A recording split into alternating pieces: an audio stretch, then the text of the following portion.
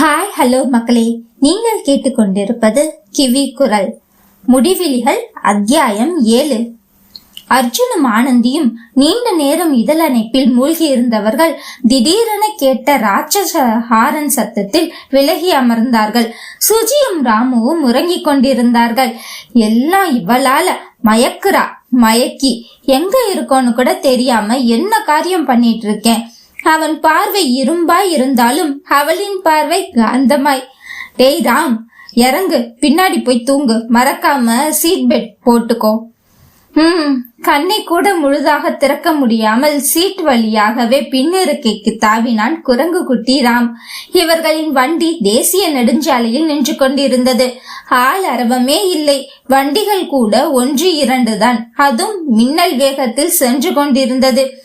2 பெண் பிள்ளைகளை கூட்டிக் கொண்டு வந்து என்ன செய்து கொண்டிருக்கிறேன்? தன் தலையில் தானே குட்டியவன் கண்ணாடி வழியே தன் உயிரை பாசமாக பார்த்தான். அவளோ தனக்கும் இதுக்கும் சம்பந்தமே இல்லை என்பது போல் கண்ணை மூடி மிகவும் சோர்வாக இருந்தாள்.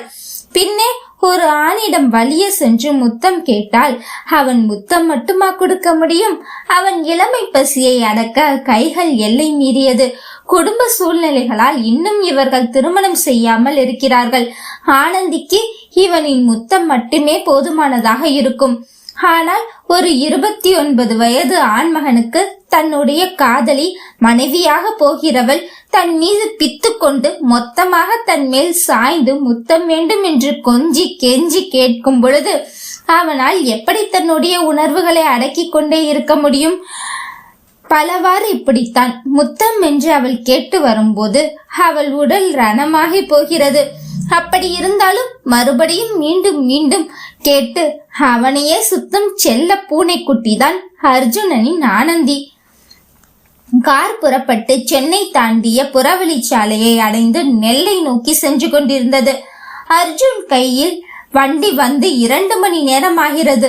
நடுநிசியை தாண்டி இன்னும் சற்று நேரத்தில் விடிந்துவிடும். இதே வேகத்தில் சென்றால் இன்னும் 2 மணி நேரத்தில் நெல்லை அடைந்து விடலாம்.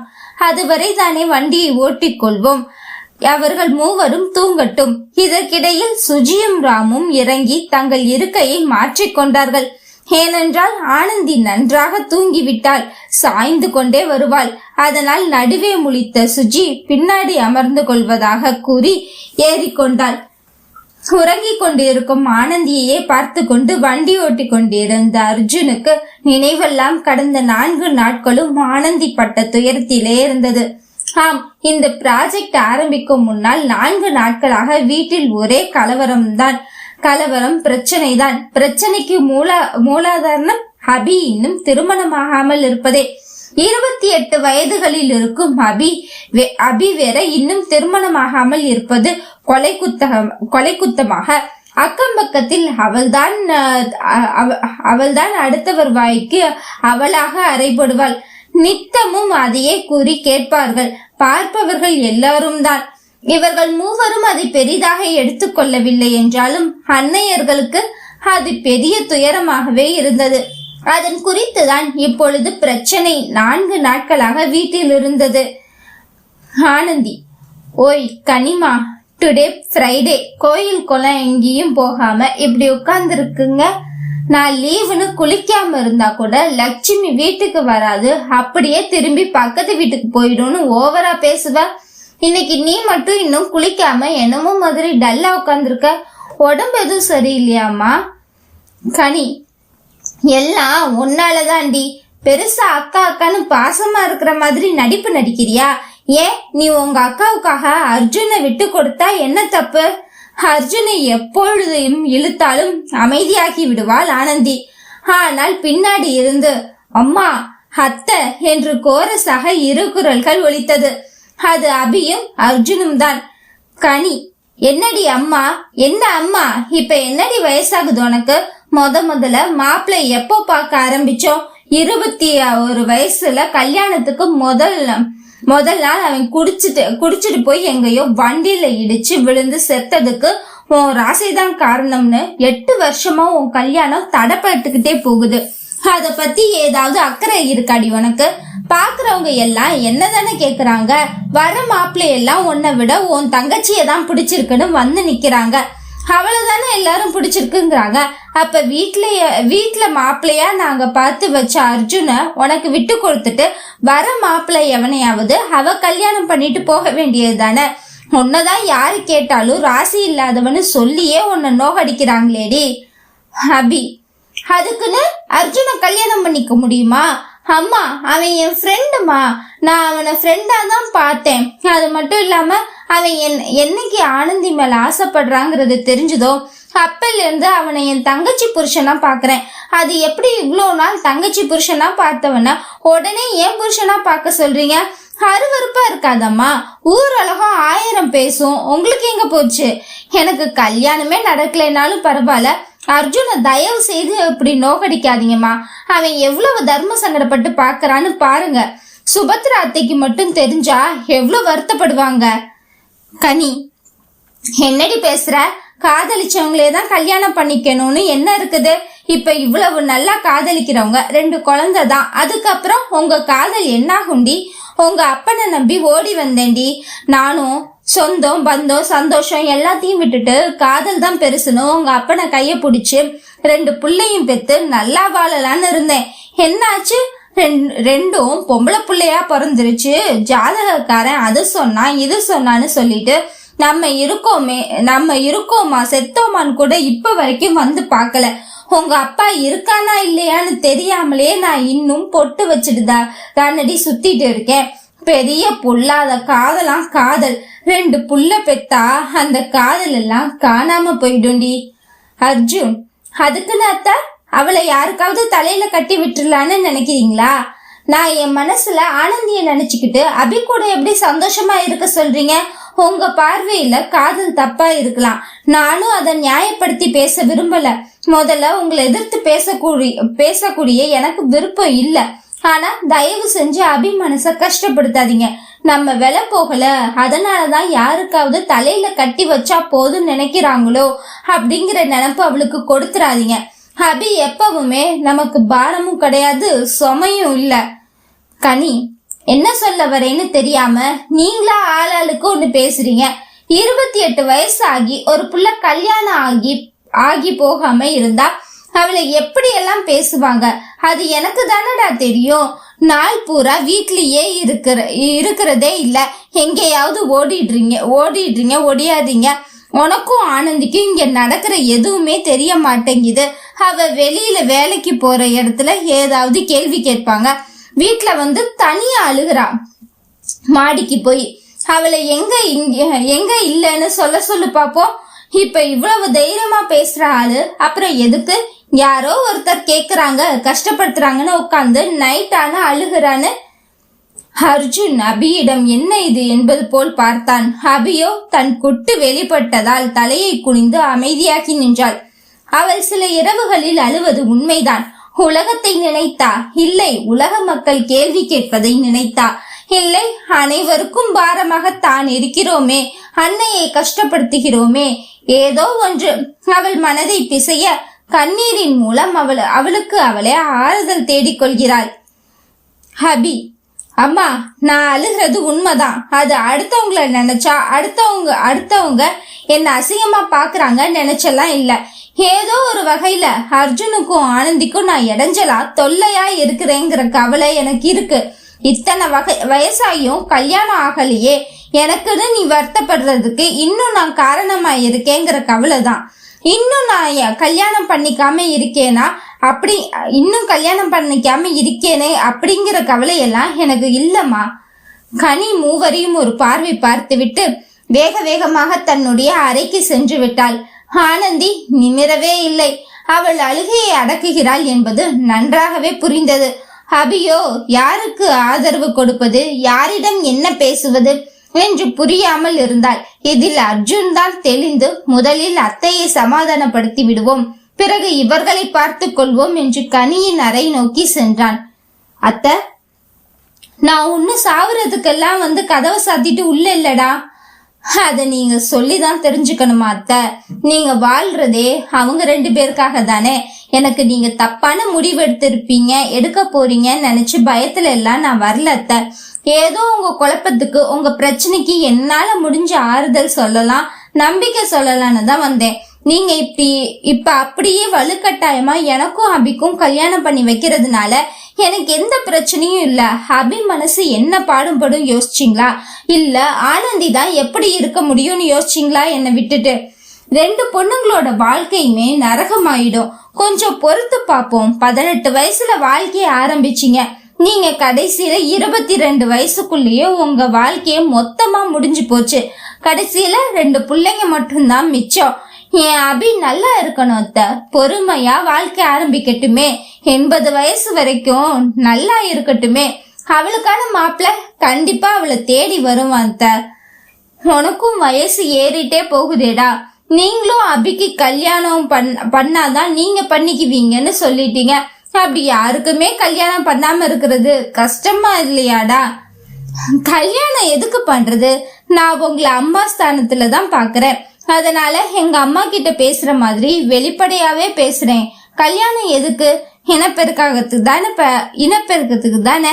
நாங்க கொஞ்சம் பொறுமையாவே இனப்பெருக்கம் பண்ணிக்கிறோமே. இப்ப நாங்க எப்படி இருக்கோம்? சந்தோஷமா, ஒருத்தருக்கு ஒருத்தர் பாசமா, ஆதரவா, அரவணைப்பா, கஷ்டத்துல துணையா அப்படித்தானே இருக்கும். கல்யாண வாழ்க்கையும் எங்களுக்கு அப்படித்தான் அமையணும். அதோட சேர்ந்து கல்யாண வாழ்க்கை என்ன கொடுக்க போகுது? இனப்பெருக்கத்தை கொடுக்கும். அத நாங்க பாத்துக்கிறோமே. படவா பேச்ச பாரு. பட சிரிச்சிட்டீங்களா? நீங்க சிரிச்சாதான் நல்லா இருக்கு. தயவு செஞ்சு இந்த மாதிரி அவங்க சொல்றாங்கன்னு கேட்டுட்டு உங்க தலையில எதையாவது ஏத்திட்டு கஷ்டப்படாதீங்க. அபிக்கு ஒரு நல்ல வாழ்க்கை, ஒரு நல்லவன் கையில புடிச்சு கொடுக்க வேண்டியது ஒரு ஃப்ரெண்டா என்னோட பொறுப்புன்னு நினைச்சுக்கோங்களேன். அதுவும் இல்லாம இந்த வீட்டுக்கு நான் தானே ஒரே ஆம்பளை வாரிசு. அதனால நல்லபடியா கல்யாணம் பண்ணி வைப்போம். கவலைப்படாதீங்க. நீங்க ஆசைப்பட்ட மாதிரியே அபி நல்லா இருப்பா. அவ மனசுக்கே அவ நல்லா தான் இருப்பா. கவலைப்படாம இருங்கத்த. சரிடாப்பா பெரிய மனுஷா, போய் உன் பொண்டாட்டிய பாரு. மூஞ்ச தூக்கிட்டு இருப்பா. சரிதான். அவ அப்படியே உங்க ஜெராக்ஸ். அவளை சமாதானப்படுத்துறது பெரிய விஷயம்தான். இப்படியா என்னைய கோத்து விடுவீங்க? இருங்க, நான் போய் அவளை என்னன்னு பாக்குறேன். நீங்க தேவையில்லாம மனசுல எதையும் போட்டு குழப்பிக்காம சந்தோஷமா இருங்கத்த. வெளியே வந்தவன் கண்டது எதிரே வந்த தன்னுடைய அன்னை சுபத்ராவை தான். மோ, இவ்ளோ ரணகலம் நடந்துகிட்டு இருக்கு. நீ எங்கம்மா ஹாயா வெளியில ஊர் சுத்திட்டு வர?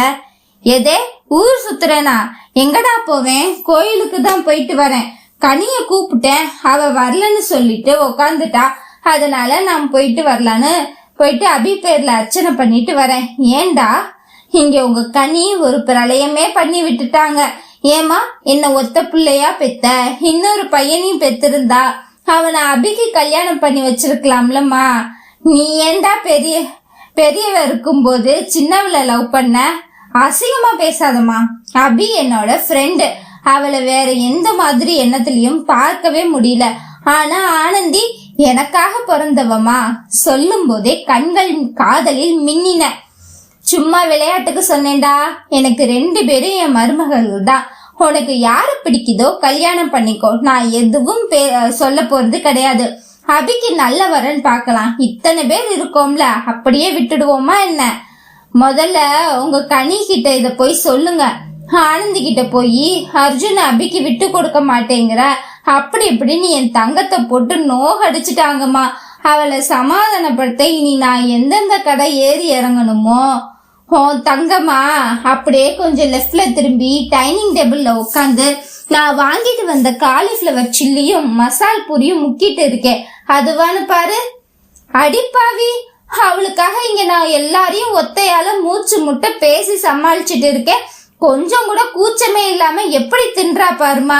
நீ போய் கனிய பாருமா, நான் இவளை என்னன்னு பாக்குறேன்.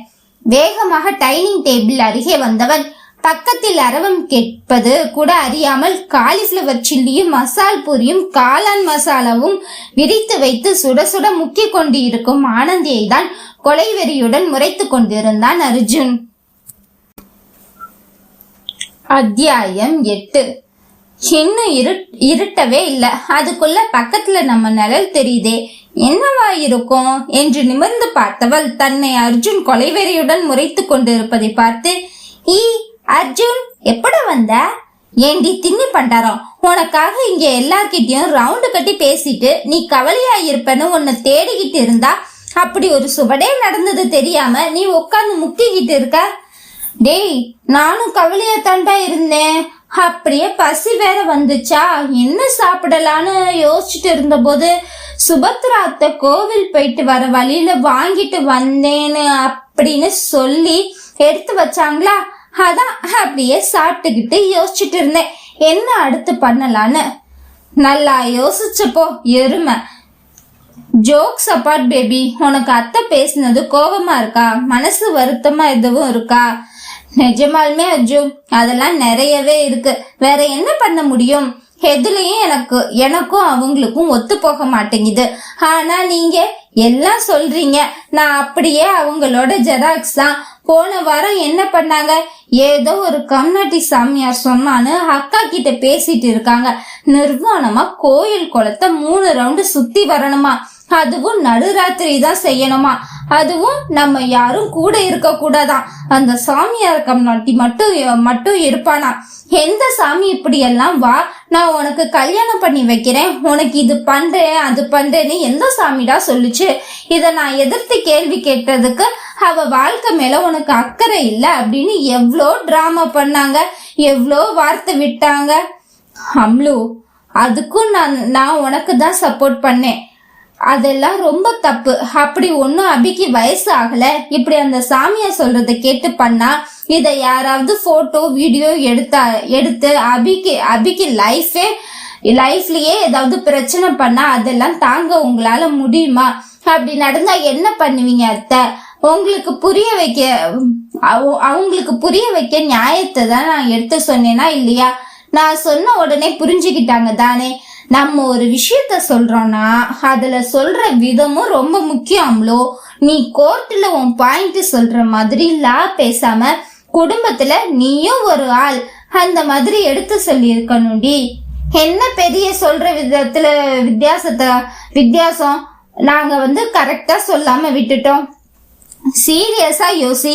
ஒரு அம்மாவா உன் குழந்தைய ஒருத்தர் இப்படி பண்ணாதான் நல்லது நடக்கும்னு சொல்றானா, அவன் சட்டைய பிடிச்சு 4 அரை அரைஞ்சிருக்கணுமா கூடாதா? இங்க அபி அக்கா கிட்ட பர்மிஷன் வேற கேக்குறாங்க. உன்னால முடியுமா, நீ செய்வியான்ட்டு. எனக்கு எவ்வளவு ரத்தம் கொதிச்சிருக்கும் அப்போ. கூல் பேபி, சில்.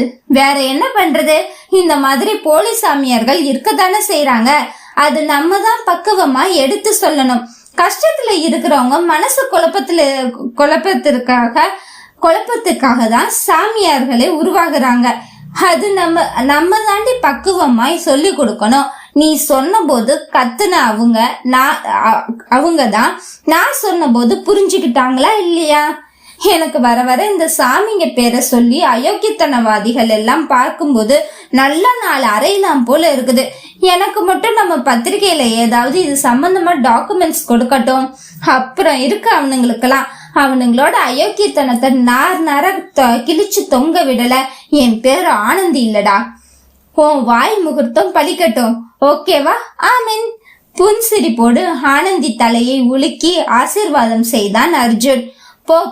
போய் அடுத்து உன் தோழி உட்கார்ந்து உருகிட்டு இருப்பா மொட்டை மாடியில. அவளை போய் சமாதானப்படுத்து. எனக்கு சாப்பிடுற வேலை இருக்கு, நான் சாப்பிட்டு முடிச்சிட்டு வரேன். என்னைய பார்த்தா எப்படி இருக்குடி உங்க குடும்பத்துக்கு? இங்க வாக்கப்பட்டு யாரையாச்சும் சமாதானப்படுத்த அனுப்பிச்சுக்கிட்டு இருக்கீங்க. இப்பதான் ஒரு மூச்சு கனி அத்தை கிட்ட முடிச்சு, அடுத்து அம்மா கிட்ட முடிச்சு, இப்போ உன்கிட்ட முடிச்சு, அடுத்து அவகிட்ட வேறையா? நீயாவது எதார்த்தமா ஏதாச்சுமா பேசுவ. உன்னை 4 குத்தியாவது என் கோபத்தை தீர்த்துக்குவேன். அவ பாவமா பார்த்தே என்ன சாகடிப்பாடி. உனக்கெல்லாம் அவதான் சரி. போய் கட்டி பிடிச்சு ஒப்பாரி வைங்க. இன்னைக்கு வேற ஹக் டேவா. அப்போ பேபி மாமாவுக்கு ஒரு ஹக் இல்லையா? மூஞ்சி ஹக்குன்னு கிட்ட வந்தா நீ கரும்பு மெஷின்ல மாட்டின மாதிரி இருக்குன்னு கலாய்ப்ப. போய் எருமை, அப்படியே ஓடி போயிடுங்க. நீண்ட பெருமூச்சை விடுத்தாலும் அபி அவனுக்கு தோழியை தாண்டி ஒரு நல்ல உறவு, கஷ்ட நஷ்டங்களை பகிர்ந்து கொள்ளக்கூடிய உறவு. அபி இந்நேரம் கண்டிப்பாக தனிமை வேண்டி அங்கு மொட்டை மாடியில் இருக்கும் பூந்தோட்டத்தின் அருகில் தான் அமர்ந்திருப்பாள் என்று தெரிந்துதான் மாடியை நோக்கி சென்றான் அர்ஜுன். சூரியனை ரசிக்கும் நிலா. அடரே, ஆச்சரியக்குறி. எப்படி இருக்கு அபிமா? ரொம்ப கேவலமா இருக்கு. அர்ஜுன் அறியாமல் கண்ணீரை துடைத்து கொண்டு தன்னை இயல்பாக்கி திரும்பினாள் அபி. என்னடா ரொம்ப கஷ்டப்படுத்துறாங்களா எல்லாரும் சேர்ந்து என் செல்லத்தை? இவங்க சொல்ற மாதிரியே பேசாம நம்ம கல்யாணம் பண்ணிக்கு போமாடா? இத மட்டும் ஆனந்தி கேட்டா உன் நிலைமை என்ன ஆகும் யோசிச்சு பாத்தியா? அப்படியே இந்த மாடியில இருந்து புடிச்சு கீழே தள்ளி விட்டுடுவா. எனக்கு கிடைக்காத நீ யாருக்கும் கிடைக்கவே வேண்டான்னு. அந்த ராட்சசி கண்டிப்பா செய்வா. ஆனந்தி ஓகே சொன்னா உனக்கும் ஓகேங்கிற. அசிங்கமா பேசாத நாயே. நான் உன்ன அப்படி யோசிப்பேனா? அவங்க எல்லாம் தான் கேவலமா நம்ம ரிலேஷன்ஷிப்ப சொல்றாங்க அப்படின்னா நம்மளும் அப்படி நடந்துக்கணுமா? எப்படி என் ஃப்ரெண்டு இருக்கிற உன்ன தப்பா நான் பாப்பேன்? உன்னை பத்தி எனக்கு தெரியாதாடி, சும்மா லொல்லாய்க்கி. பேச்சுக்கு கூட இப்படி எல்லாம் கேட்டு என்ன சங்கடப்படுத்தாதடா. என்னோட கவலையெல்லாம் எனக்கு கல்யாணம் ஆகலங்கிறத விட என் வயசுதானே உனக்கும். எனக்கு துணைக்கு யாருமே இல்ல, அதனால எந்தவித ஆசாபாசமும் இல்லாம இருக்கேன்.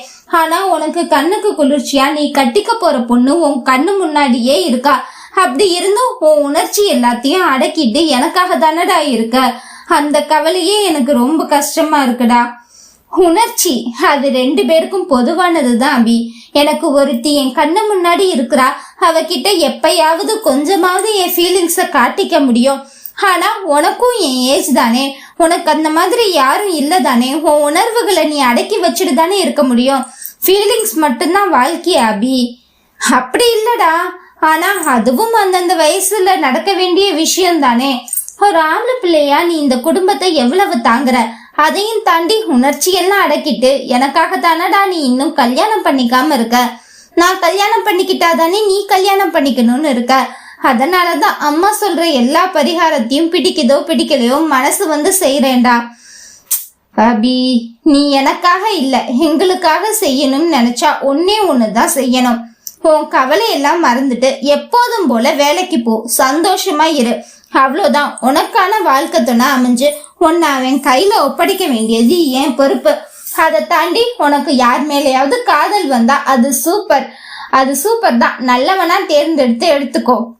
இப்படி சோகமா இல்லாம இருக்கிறதே எங்களுக்கு செய்யற நல்லதுதான். அதனால நீ கவலைப்படாத.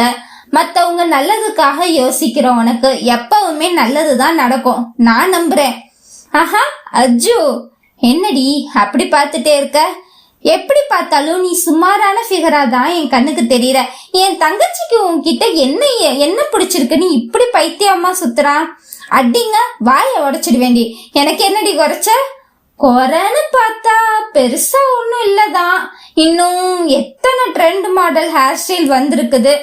அவன் ஹேர்லயே ஃபயர் விட்டுட்டு இருக்க காலத்துல இன்னமும் 90s கிட்ஸ் ஹீரோ மாதிரி ஒரு ஹேர் ஸ்டைலு. நீ மாடியில நிக்கும் போது உன் கால் மட்டும் கிரவுண்ட் ஃப்ளோர் போயிடும் போல இருக்கு. அந்த அளவுக்கு நெடுன்னு ஒரு ஒசரம். குட்டி பசங்க எல்லாம் பாகுபலின்னு கூப்பிடுற மாதிரி அங்கங்க கட்ஸ் வச்சுட்டு சுத்துற. என்ன பாரு, என்ன அழகா பாருன்னு இழுத்து புடிச்சுக்கிட்டு ஒரு ட்ரெஸ்ஸிங் ஸ்டைலு, ஹாட்டு தாடி, கம்பளி பூச்சி மீச.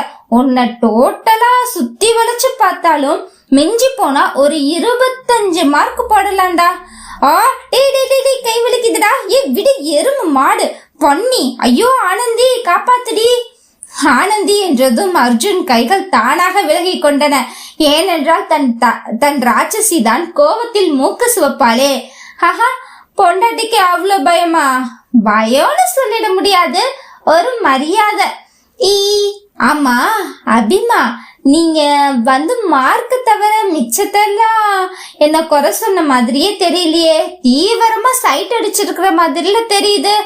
ஆனந்தி கூட இவ்ளோ நோட் பண்ணி இருப்பாளான்னு தெரியல. நகை அளவு கூட ஆனந்தி கரெக்டா சொல்லுவா. அப்பா, அவ அளவுலாம் லவ் பண்ண தெரியாதுப்பா.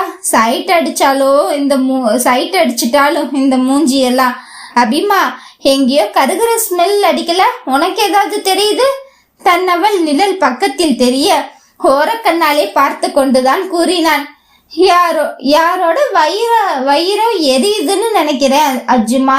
அந்த தண்ணி எடுத்து கொஞ்சம் ஊத்து என்று அர்ஜுன் தோல் சாய்ந்தாள் அபி. பதறிக்கொண்டு விலகி நின்றவன் பின்னாடி திரும்பினான். பின்னாடி பத்ரகாளியாக ஆனந்தி நின்று கொண்டிருந்தாள். ஹாய் நந்திமா, நான் வேணா நான் வேணான்னு சொல்ல நீ சோகமா இருப்ப. கிட்டவான்னு இவன் தாண்டி என் கைய புடிச்சு இழுத்து அவன் தோல்ல என்ன சாச்சு ஆறுதல் சொல்றேங்கிற பேர்ல சரி அர்ஜுன், நான் கிளம்புறேன். இதுக்கு மேல உங்க குடும்ப பிரச்சனை நீங்களே பாத்துக்கோங்க. பாய் பாய் நந்திமா. அடி பாவி, சரத்தை பத்த வச்சுட்டு போறாளே. இந்தாடி. ஐயோ, பேய்கிட்ட கோத்து விட்டுட்டு போறாளே. அம்மோ, அவ ரொம்ப சோகமா இருந்தாடா, அதான் சமாதானப்படுத்திட்டு இருந்தேன். நீ அம்மாவை இங்க புடிச்சுதான் தூக்குவியா? அந்த டெம்ப்ளேட் நடுப்புற சொருகணுமா அஜ்ஜோ? அம்மோ, என்ன நீ சந்தேகப்படுறியா?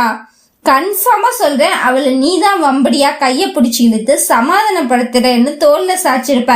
ஏண்டா டேய், எவ்வளவு தைரியம் இருந்தா எனக்கு முன்னாடி இன்னொரு பொண்ண நீ தொட்டு இருப்ப? அடியே பிசாசு, கொல்லி எரும மாடு. ஐயோ விடுடி, தலைமுடிடி வலிக்குது. இப்பதாண்டி ஹேர் கட் எல்லாம் பண்ணி ஹேர் ஸ்டைல் எல்லாம் கரெக்டா பிக்ஸ் பண்ணி வச்சிருக்கேன். ஹேர் ஸ்டைல் பிக்ஸ் பண்ணி எந்த பொண்ணு உன் வலையில விழ வைக்க போற? எப்படி இருந்தாலும் நான் தானே பார்க்க போறேன். நீ எப்படி கரிய பூசிக்கிட்டு வந்தா கூட நான் உன்னை ரசிப்பேன். அதனால எனக்கு நீ எப்படி இருந்தாலும் பிடிக்கும். இன்னைக்கு உன் மண்டைய உடைக்காம விடுறதில்ல. ஏய், நிஜமாவே அவ்வளவு கோவமா இருக்கியா என் மேல? தெரியல பேபி, எனக்கு கொஞ்சம் ஒரு மாதிரி அப்செட் ஆகுது. அவ என் அக்கா தான், நீங்க 2 பேரும் நல்ல ஃப்ரெண்டு தான், எனக்கு அதெல்லாம் புரியுது. இருந்தாலும் நீ யாரு கூட பேசினாலும் என்னால அதை ஏத்துக்கவே முடியல. இந்த வியாதிக்கு என்னதான் மருந்துன்னு தெரியலையே பேபி. எல்லாரும் சொல்ற மாதிரி கல்யாணம் ஆனா ஒரு வேளை சரியா போயிடுமோ என்னவோ தெரியல. ஆனா போன வாரம் எங்க அம்மாவுக்கு வந்து தைலம் தேய்ச்சி விட்டதுக்கே பத்திரகாளியா நின்னவதானடி நீ. நானே தேய்ச்சி விடுறேன் அத்தைக்கின்னு என்னைய விரட்டியில விட்ட. பேபி, நான் நல்லா பேசுறேன், நல்லா படிச்சிருக்கேன், நல்லா அறிவா கூட தான் இருக்கேன். ஆனா நீனு வந்துட்டா மட்டும் அத்தனையும் மீறி ரொம்ப கிரிஞ்சா இருக்கேன்ல பேபி. அபி கூட வேணும் தான் நீ வரத பாத்துக்கிட்டு தான் என் கைய பிடிச்சி என் தோல்ல சாஞ்சிருப்பா. அவ்வளவு நேரம் என்ன கலாச்சிட்டு இருந்தாடி. என் தங்கச்சிக்கு என்னதான் டேஸ்ட், ஒன்ன போய் லவ் பண்றாளேன்னு அவ இருக்கிற அழகுக்கு அப்படின்னு என்னையே கலாய்ச்சிக்கிட்டு இருந்தா. எனக்கு வெறும் 25 மார்க் தாண்டி போட்டா. நிலையில பார்த்துட்டு தாண்டி இந்த வேலையை பார்த்துட்டு கிளம்பி இருக்கா. ஏன் பேபி, எல்லாருக்கும் தெரியுது உன் வீக்னஸ் நான் தான்னு. ஆமா பேபி, அவ என்ன வம்பு பண்ணதான் செஞ்சா. இன்னும் எனக்கு தெரியாதடா உன்னையும் அக்காவையும் பத்தி. ஆனாலும் ஏத்துக்க முடியல. வேற ஒண்ணும் இல்ல, நான் அப்படித்தானே கொஞ்ச நேரத்துல சரியாகிடுவேன். விடு. அம்மு சொல்லுடா, என்ன உன் பார்வையே ஒரு மார்க்கமா இருக்கு? கீழே போலாமா? தனியா இருந்தா தப்பா நினைப்பாங்க. அடேங்கப்பா, தனியா இருக்கிறதெல்லாம் தப்புங்கிற மாதிரி சொல்ற. என் கற்பை உன்கிட்ட இருந்து காப்பாத்த நான் படுற பாடு எனக்கு தாண்டி தெரியும். ரொம்ப சீன் போடாத. எப்பயா இருந்தாலும் நான் பார்க்க போறது தானே. அடிப்பாவி, இதெல்லாம் நான் சொல்லணும்டி. யார் சொன்னா என்ன? சரி, எதுக்கு அம்முன்னு ஏலம் விட்டுட்டு இருந்த ஒரு மாதிரி ஹஸ்கி குரல்ல வந்து எல்லார்கிட்டயும் பேசி ரொம்ப டயர்டா இருக்கு. லிப்ஸ் ரொம்ப ட்ரையா இருக்கு. இன்னைக்கு ஹக் டே, நாளைக்கு கிஸ் டே வேற வருது. அதுக்கு உன்னோட அந்த வெட் லிப்ஸ் கொடுத்தா உயிர் வாழ்வேன் தேவி. தங்களுக்கு இல்லாத உரிமையானாதா எடுத்துக்கோங்க. கிஸ் கேட்டியேடா, அதுக்கு தான் நீ வேற ஒரு வேலை பார்க்க வந்து மூடையே ஸ்பாயில் பண்ணிட்டியே நாயே. அப்போ வேண்டாமாடா? நீ என்ன ஆத்து தண்ணியா அடிச்சுக்கிட்டு போக? கிணத்து தண்ணி தானே. எப்பயா இருந்தாலும் நான் தான் குடிக்க போறேன். தேவையில்லாம நம்ம உணர்ச்சி தூண்டி அது 2 பேருக்கும் சங்கடமா மைண்ட் அதுலயே போயிடும் பேபி. இங்க வா, வந்து ஹக் பண்ணிக்கோ. சிறந்த மருந்து என்ன தெரியுமா? கட்டி பிடிச்சு உன் கன்னத்துல ஒரு முத்தம் கொடுத்தா கூட எனக்கு போதுண்டா. நீ எனக்குள்ள இருக்கிற மாதிரி உன் வாசத்தை எனக்கு கொடுக்கும். I love you Aji baby. அத்தியாயம் 9. அன்று இரவு ஆனந்தியை கொஞ்சியது. அத்துடன் பிரச்சனைகள் தீர்ந்ததா என்றால் கண்டிப்பாக உறுதியாக கூறிவிட முடியாது.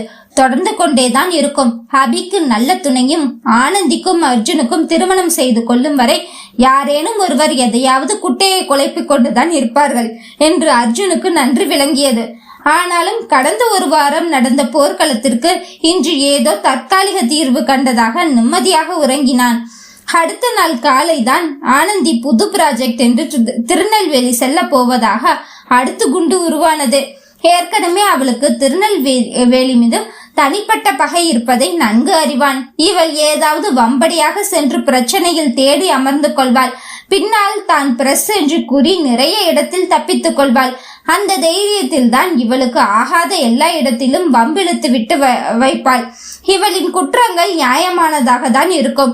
ஆனாலும் சம்பந்தப்பட்டவர்கள் பின்பலம் மிக்கவர்கள் என்பதால் நேரடியாக தாக்க முடியாவிட்டினும் மறைமுகமாக இவளை ஏதேனும் செய்து விட்டால் அதனாலேயே பின்னாடியே சுத்துவான் அர்ஜுன். இவளின் துணிவு அவனுக்கு சந்தோஷத்தை கொடுத்தாலும் அதையும் தாண்டி எதிலும் சிக்கிக் கொள்ளாமல் இருக்க வேண்டும் என்பதே அர்ஜுனின் பெரிய கவலை. அதனால் தான் வம்படியாக தானே அவளுக்கு பாதுகாப்பாக உறுதுணையாக செல்ல வேண்டும் என்பதை வலியுறுத்துவதாக தான் இப்படி ஒரு ப்ராஜெக்ட் தான் நீண்ட நாள் தேடிக்கொண்டிருந்ததாகவும் நல்ல முறையில் முடித்து தருவேன் என்று உட்புகுத்தி கொண்டான் தன்னை. இவன் சுய விமர்சனம் செய்யாவிடனும் இவனை தான் ஆனந்திக்கு துணையாக மேனேஜர் தேர்ந்தெடுத்திருந்தார். ஏனென்றால் ஆனந்தியின் குணம் ஊர் அறிந்ததே. நீ எதை தேடுகிறாயோ அது உன்னை தேடிக்கொண்டிருக்கிறது. திரைச்சீலைகள் விலகி அரை ஜன்னலை திறக்கையில் காலையில் முதல் காற்று ஆனந்தியை ஆற தழுவியது. பச்சை பசேல் மலைகள் இரு கரைகள் தொட்டோடும் தாமிரபரணி ஆறு, சுவாசத்தில் சேரும் மலை நின்ற வாசம், இவை அனைத்தும் ஜன்னலிற்கு அருகில். அந்த இடத்தில் அந்த நொடியில் அறைக்குள் குவிந்திருந்த அமைதி ஆனந்திக்கு முன்ஜென்ம நினைவுகளை இழுத்து வந்தது போல் உணர்ந்தாள். முகத்தில் விழுந்த முடியை காது மடலுக்கு பின்னே ஒதுக்கிவிட்டு ஜன்னலை பார்த்து கொண்டே முதல் மிடரு தேநீரை பருகினாள். அர்ஜுன், ராம், சுஜி இன்னும் எழவில்லை. சென்னையிலிருந்து அம்பாசமுத்திரம் வந்தடைந்த நெடுந்தூர பயண கலைப்பில் இருந்து இன்னும் மேலவில்லை. தங்களுக்காக பத்திரிகை நிர்வாகம் அமைத்து கொடுத்திருந்த இல்லம் அத்துணை நேர்த்தியாக இருந்தது. ஒரு கூட்டு குடும்பமே தாராளமாக தங்கிக் கொள்ளும் அளவு விசாலமாக இருந்தது. ஆனால் புதிய இடம், புதிய மனிதர்கள், புதிய பொறுப்பு யாவையும் ஆனந்தியை உறங்க விடவில்லை. தேநீர் கோப்பையை மேஜையில் வைத்துவிட்டு அன்றைய திட்டங்கள் தனது குறிப்பேட்டில் எழுதி பார்த்து கொண்டாள். ஜன்னல் சூரியன் வெளிச்சத்தில் ஒவ்வொருவராக எழுந்திருந்து மெத்தையில் அமர்ந்தார்கள். Good morning sunshine. ஆனந்தியை கண்கள் நிறைய பார்த்து கொண்டிருந்தான் அர்ஜுன். அப்புறம் சீஃப், இன்னைக்கு நம்ம பிளான் என்ன? அர்ஜுன் கேமரா லென்ஸை துடைத்து கொண்டே கேட்டான். அவன் ஜன்னல் இயற்கை காட்சியை படம் பிடிக்க போகிறான் என்பது எல்லோருக்கும் புரிந்தது. பிளான் எல்லாம் ரெடி. 3 பேரும் குளிச்சுட்டு ஃப்ரெஷ் ஆகிட்டு வாங்க. குட்டியா ஒரு மீட்டிங் போட்டுடலாம். ஓகே சீஃப் என்று சிரித்தவாறு சல்யூட் வைத்துவிட்டு கிளம்ப தயாரானார்கள். முதல் அசைன்மெண்ட் அம்பாசமுத்திரம்னு சொன்னதும் உங்க எல்லாருக்கும் புரிஞ்சிருக்கும் இது என்ன கேஸ்ன்னு.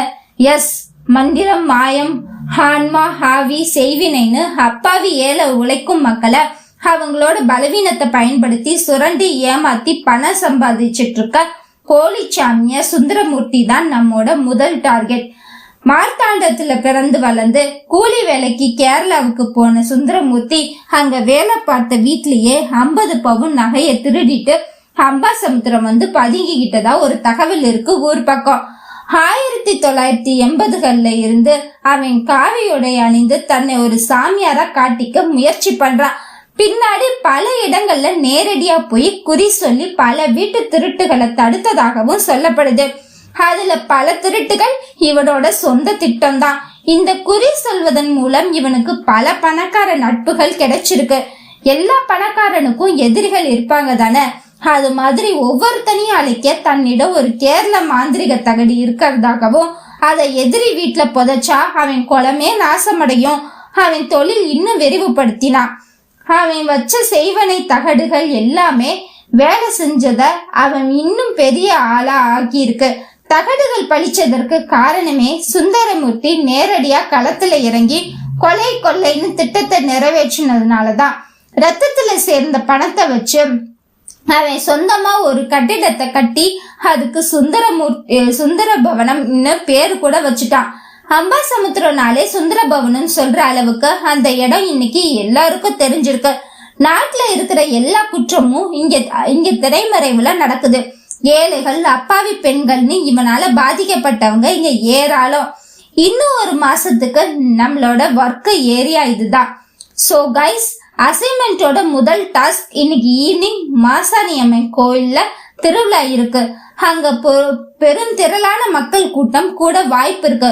முக்கியமா கடவுள் நம்பிக்கை இருக்கிறவங்க, அதுலயும் முக்கியமா மந்திர மாயம்னு எதிர்மறை சக்திகள் பத்தின பயம் கொண்டவங்க இருப்பாங்க. நாம அங்க போயிட்டு ஒவ்வொருத்தரையா மைக்க நீட்டி பேச போறோமா இல்ல பேச்சு கொடுத்து தகவல் சேகரிக்க போறோமான்னு தெரியாது. இன்னைக்கு இங்க இருக்கிற பப்ளிக் ஒப்பீனியன் ரவுண்ட் ரியாலிட்டி என்னன்னு தெரிஞ்சுக்க போறோம். சரியா? இவ்வாறு ஒரு பெரிய விளக்க உரை கூறி முடித்தால் ஆனந்தி. மீதிய கார்ல போய்கிட்டே பேசலாம், ஆல்ரெடி லேட் ஆயிடுச்சு என்றும் கூறினாள். Okay chief, we are ready. மூவரும் ஒரு சேர ஆமோதித்தனர். கார் கோவிலை நோக்கி பறந்து கொண்டிருந்தது. அர்ஜுன் தான் செலுத்தினான் இம்முறை. ஹே, ஸ்டாப் ஸ்டாப். பசுமையான மரங்களை கடந்து சென்று கொண்டிருந்த காரை திடீரென ஆனந்தி நிறுத்தச் சொன்னாள். கண்ணாடி வழியே பார்த்தவர்களுக்கு ஆச்சரியம். அந்த பசுமை சூழலிடத்தில் மிகப்பெரிய தோட்டத்துடன் ஒரு பெரிய கட்டிடம் தென்பட்டது. பழங்கால அரண்மனை போன்ற வேலைப்பாடுகளுடன் அந்த கட்டிடம் மிளர்ந்தது. மேலே நடுவில் சுந்தரபவனம் என்று பெயர் பொறிக்கப்பட்டிருந்தது. டேய் ஃப்ராடு சுந்தரமூர்த்தி, இதுக்காக தான் இவ்வளோ நாள் காத்துட்டு இருந்தேன். உன் ஆட்டம் முடிய போற நாள் ரொம்ப தொலைவில் இல்ல. கடும் கோபத்திலும் ஒவ்வொரு வார்த்தைகளையும் தெளிவாக உச்சரித்தாள் ஆனந்தி. அவள் கண்களில் சிவப்போடு ஒரு துளி கண்ணீரும் வந்தது. இதற்குள் பத்திரிகையின் கருப்பு ஆட்கள் சிலரின் உதவியால் சுந்தரமூர்த்திக்கு தகவல் வந்து சேர்ந்து விட்டது. தன்னை வெளிச்சம் போட்டு காட்ட சென்னையிலிருந்து 4 அம்பையில் தங்கியிருப்பதை சுந்தரமூர்த்தி அறிந்திருந்தான். அவர்களை பின்தொடர ஒரு குழுவையும் ஏற்பாடு செய்திருந்தான். சுந்தரமூர்த்தி பவனத்தின் வாசலில் கார் நின்று கொண்டிருப்பதை சுந்தரமூர்த்தியின் ஆட்கள் வீடியோ காலில் அவனுக்கு ஒளிபரப்பினார்கள். அதனை கண்ட சுந்தரமூர்த்தி ஆனந்தியை அடையாளம் கண்டு கொண்டான். விஷமத்துடன் கலந்த சாத்தானின் சிரிப்பு அவன் முகத்தை நிறைத்திருந்தது. சுந்தரமூர்த்தி ஆனந்தியை அடையாளம் கண்டுகொள்ள வேறு ஒரு காரணம் இருக்கிறது. இதற்கு முன்னாலே சுந்தரமூர்த்தி ஆனந்தியின் சந்திப்புகள் எதுவும் அவ்வளவு இனிமையானதாக இருந்ததில்லை. திருடனை திருடிய வீட்டிலேயே கையும் களவுமாக பிடித்த போலீசின் சந்திப்பை போன்றுதான் இவர்களின் சந்திப்பும் அமைந்திருந்தது. ஆம், நிறைய இடங்களில் சுந்தரமூர்த்தி தன்னுடைய மாயாஜால மாந்திரிகம் என்று செய்ய போகும் இடங்களில் தொடர்ச்சியாக வருவாளோ இல்லை தற்செயலாக என்று புரியவில்லை. ஆனால் ஒவ்வொரு இடத்திலும் இந்த இடத்தில் வெகுவாக லாபம் ஈட்ட முடியும் என்று அவன் நினைக்கும் ஒவ்வொரு இடத்திலும் வந்து அது முட்டாள்தனம் என்பதை பட்டவர்த்தனமாக தெளிவாக எடுத்துரைப்பாள். அவர்கள் அத்தனையும் ஆனந்தியின் நெருக்கமானவர்கள் என்பதால் ஆனந்தி பேச்சு அங்கு செல்லுபடியாகும். அங்கே எல்லாம் சுந்தரமூர்த்தியின் மாயமும் மந்திரமும் செல்ல காசாகி போய்விடும். அதுதான் அவனின் ஆத்திரமே. பணம் ஈட்ட முடியவில்லை என்பதெல்லாம் 2ஆம் பட்சம்தான். நினைத்ததை கொள்ளையடிக்க முடியவில்லை என்பதை தாண்டி தன்னுடைய மாந்திரிகத்தை அவர்கள் அங்கு பொய்த்து போக வைக்கிறார்களே என்ற கடும் கோபம்தான் ஆனந்தி மேல் திரும்புவதற்கு காரணமாக இருந்தது. இது போல் நிறைய இருக்கிறது இதற்கு முன்னால். இதனால் தான் அர்ஜுன் ஆனந்தியை இங்கு தனியாக விடுவதற்கு பயந்தான். ஏற்கனவே கடும் கோபத்தில் இருப்பவள் இப்போது கையில் கொத்தாக அவனை பற்றி ஆய்வுக்கான ப்ராஜெக்ட் இருக்கிறது. கையில் முறையான அப்ரூவல் இருக்கும் பொழுது போலீஸ் கூட அவனை கண்டால் அஞ்சி நடுங்கி கொண்டிருக்கும் நேரத்தில் இவள் துணிகரமாக செய்வது சந்தோஷமே. இருந்தாலும் இவளுக்கு ஏதாவது ஆகிவிடக் கூடாது என்பதுதான் அர்ஜுனின் பயம். வண்டி மீண்டும் அந்த தார்ச்சாலையில் வழுக்கி கொண்டு சென்றது. இவர்கள் 4 சமைக்க தெரியும் என்றாலும் அப்பொழுது இருந்த சோர்வில் தேநீர் மட்டுமே அவர்களால் செய்து குடிக்க முடிந்ததை தவிர உணவை வெளியில் பார்த்து கொள்ளலாம். பெரும்பாலும் இந்த ப்ராஜெக்டுக்காக அலைவதால் உணவு உண்டு பாத்திரம் கழுவி என்று வேலையெல்லாம் இழுத்து கொள்ள முடியாது என்பதால் கடையில் உணவை முடித்துக் கொள்ளலாம் என்று அங்கு இருந்த அசைவ உணவகத்தில் வண்டி நின்றது. ஏய், என்னடி நான்வெஜ் ஹோட்டல்ல வந்து நிப்பாட்டி இருக்கீங்க? நம்ம சாப்பிட்டுட்டு கோயிலுக்கு போகணும்டி. நான்வெஜ் சாப்பிட்டுட்டு குளிக்காம எப்படி கோயிலுக்கு போகிறது? சுஜி எப்பொழுதுமே பக்திமான் தான். அவள் தான் இப்படி கேட்டது. நம்ம சாப்பிட்டுட்டு குளிச்சுட்டு தான் கோயிலுக்கு வரணும்னு ஏதாவது சாமி சொல்லி இருக்காடி? அப்புறம் எதுக்கடி கோயில்ல கெடா வெட்டுறாங்க? கெடா கோழின்னு மட்டும் பலி வந்துட்டு கொடுக்கறாங்க. அது தப்பு இல்லையா? அப்போ தீட்டாகாதா கோயிலு? எதுக்கு எடுத்தாலும் வெதண்டாவாதம் மட்டும் நல்லா பேசுடி. சுஜிமா, நாங்க பேசுறது வெதண்டாவாதம் இல்ல, நம்மள முட்டாளாக்கி வச்சிருக்கோம் மூட நம்பிக்கையில இருந்து நம்மள நகர்த்துற. காலையில குளிச்சுட்டு தானே டீ குடிச்சிட்டு தானே இப்ப சாப்பிட்டுட்டு கோயிலுக்கு போக முடிவு பண்ணிருக்கோம். அப்போ டீ எதுல இருந்து வருது? பால்ல இருந்து தானே வருது. பால் எப்படி வருது? வானத்துல இருந்து இறங்குதா? பசுவோட ரத்தம் தானே நமக்கு பாலா கிடைக்குது. அதுதானே நீ டீயா குடிச்ச. அப்போ ரத்தம் உங்களுக்கு இறைச்சியில வராதா? அது மட்டும் சுத்தமானதா? இல்ல பிறந்த உடனே தாய்ப்பால் குடிக்கிறோமே, தாய்ப்பால் மட்டும் என்ன தாவரத்துல இருந்தா வருது? அதுவும் ரத்தம் தானடி. யோ யோ சொட்ட தலையா, மேனேஜர் மண்டையா, இப்படி 2 பிசாசுங்களோட அனுப்பி இப்ப எங்க ரத்தம் எல்லாம் உறிஞ்சிடுவாங்க போலயே. ஏண்டி ஒரு சோத்துக்கு இப்படி அக்கா போராடி? இறங்கி வாங்க. ஆளுக்கு என்ன பிடிச்சிருக்கோ அதை எடுத்து சாப்பிட்டுட்டு ஹோட்டல்ல நேம பாருங்க, அதுக்கு கீழே என்ன எழுதி இருக்குன்னு பாருங்க. சைவம் மற்றும் அசைவ உணவகம் கிடைக்கும் தான் போட்டிருக்குது. உனக்கு சைவம் பிடிச்சா நீ அதை தின்னு, உனக்கு அசைவம் பிடிச்சா அதை தின்னு. தயவு செஞ்சு எங்க உயிரை எடுக்காம வாங்கடி. ஆஹா, நால்வரும் சிரித்து கொண்டே உணவகத்தில் இறங்கினார்கள். சுஜி மட்டும் இட்லி, பூரி, பொங்கல் என்று சைவம் சொல்லி கொண்டாள். மற்ற மூவரும் வேலை இருக்கும் காரணத்தால் குறைவாக கொத்து பரோட்டாவும் மட்டன் குழம்பும் முட்டை ஆம்லெட்டும் கூடவே போன்லெஸ் சிக்கன் சில்லி என்று அளவாக உண்டு கொண்டார்கள். இதையெல்லாம் ஒரு முகசுளிப்போடுதான் பார்த்து கொண்டிருந்தாள் சுஜி. அவளுக்கு அசைவம் பிடிக்காது என்பதல்ல, கோயில் சாமி என்று அதிகம் நம்பிக்கை உள்ளவள். அதற்காக சில மூட நம்பிக்கைகளை எல்லாம் அவளும் வெறுக்கிறாள் தான். ஆனால் இது போன்ற மூட நம்பிக்கைகள் உடம்பில் ஊறியன. அசைவம் சாப்பிட்டு விட்டு கோவிலுக்கு செல்லக்கூடாது என்பன போன்ற மூட நம்பிக்கைகள் மூட நம்பிக்கையின் வரிசையில் கூட வராத அளவிற்கு நம்மில் ஊறி போய்தான் இருக்கின்றன. என்னதான் கடவுள் நம்பிக்கை உள்ளவர்கள் அற்றவர்கள் என்று நால்வரும் 4 விதமாக இருந்தாலும் தாங்கள் எடுத்துக்கொண்ட வேலையில் திடமாகவும் உறுதுணையாகவும் இருப்பார்கள் என்ற நம்பிக்கையில் தான் இவர்கள் 4வருமாக இதில் களமிறங்கினார்கள். அதையும் தாண்டி தன் தோழிக்கு உறுதுணையாக இருக்க வேண்டும் என்பதே இவர்களின் எண்ணமாகவே இருக்கிறது. அவர்களை பொறுத்தவரை ஆனந்தி சொல்வது சரியாகத்தான் இருக்கும். அப்பட்டமான விஷயங்களுக்கு அபாண்டமான விஷயங்களுக்கு அவள் துணை போக மாட்டாள். அவள் சொல்லை தாங்கள் செயல்படுத்தியே ஆக வேண்டும், அவ்வளவே. அத்தியாயம் 10. சின்ன வயசுல இருந்தே இந்த பேய், பூதம், பிசாசு, பில்லி சூனியம் மேலாம் நம்பிக்கை ஏதும் இல்லைங்க தம்பி. காடு கரைன்னு நேரங்காலம் பார்க்காம தெரிஞ்சிருக்கிறோம். பல பேர் பல கதைங்க சொல்லி கேட்டதுண்டு. ஆனா என் கண்ணால எதையும் பார்த்தது இல்லைங்க. ஆனா காலம் ஒரே மாதிரி இருக்கிறது இல்லைங்களே. இப்படித்தான் பாருங்க, ஒரு 20 வருஷம் பழைய கதை ஒண்ணு சொல்லுதேன் கேளுங்க. என் தங்கச்சி மாவ ஒருத்தி இருந்தா, பூஞ்சோலன்னு பேரு. அழகுக்கு அழகு, அறிவுக்கு அறிவுன்னு மகாராணி ஆட்டம் இருந்தவ. பனைமரம் ஏறினப்போ உச்சியில இருந்த வீரியம் பாம்பு கொத்தி அவ அப்பங்காரன் அல்பாயுசுல போய் சேர்ந்துட்டதுனால அவ அம்மையும் அவளுக்கு இங்க பிறந்த வீட்டோட வந்துட்டாங்க.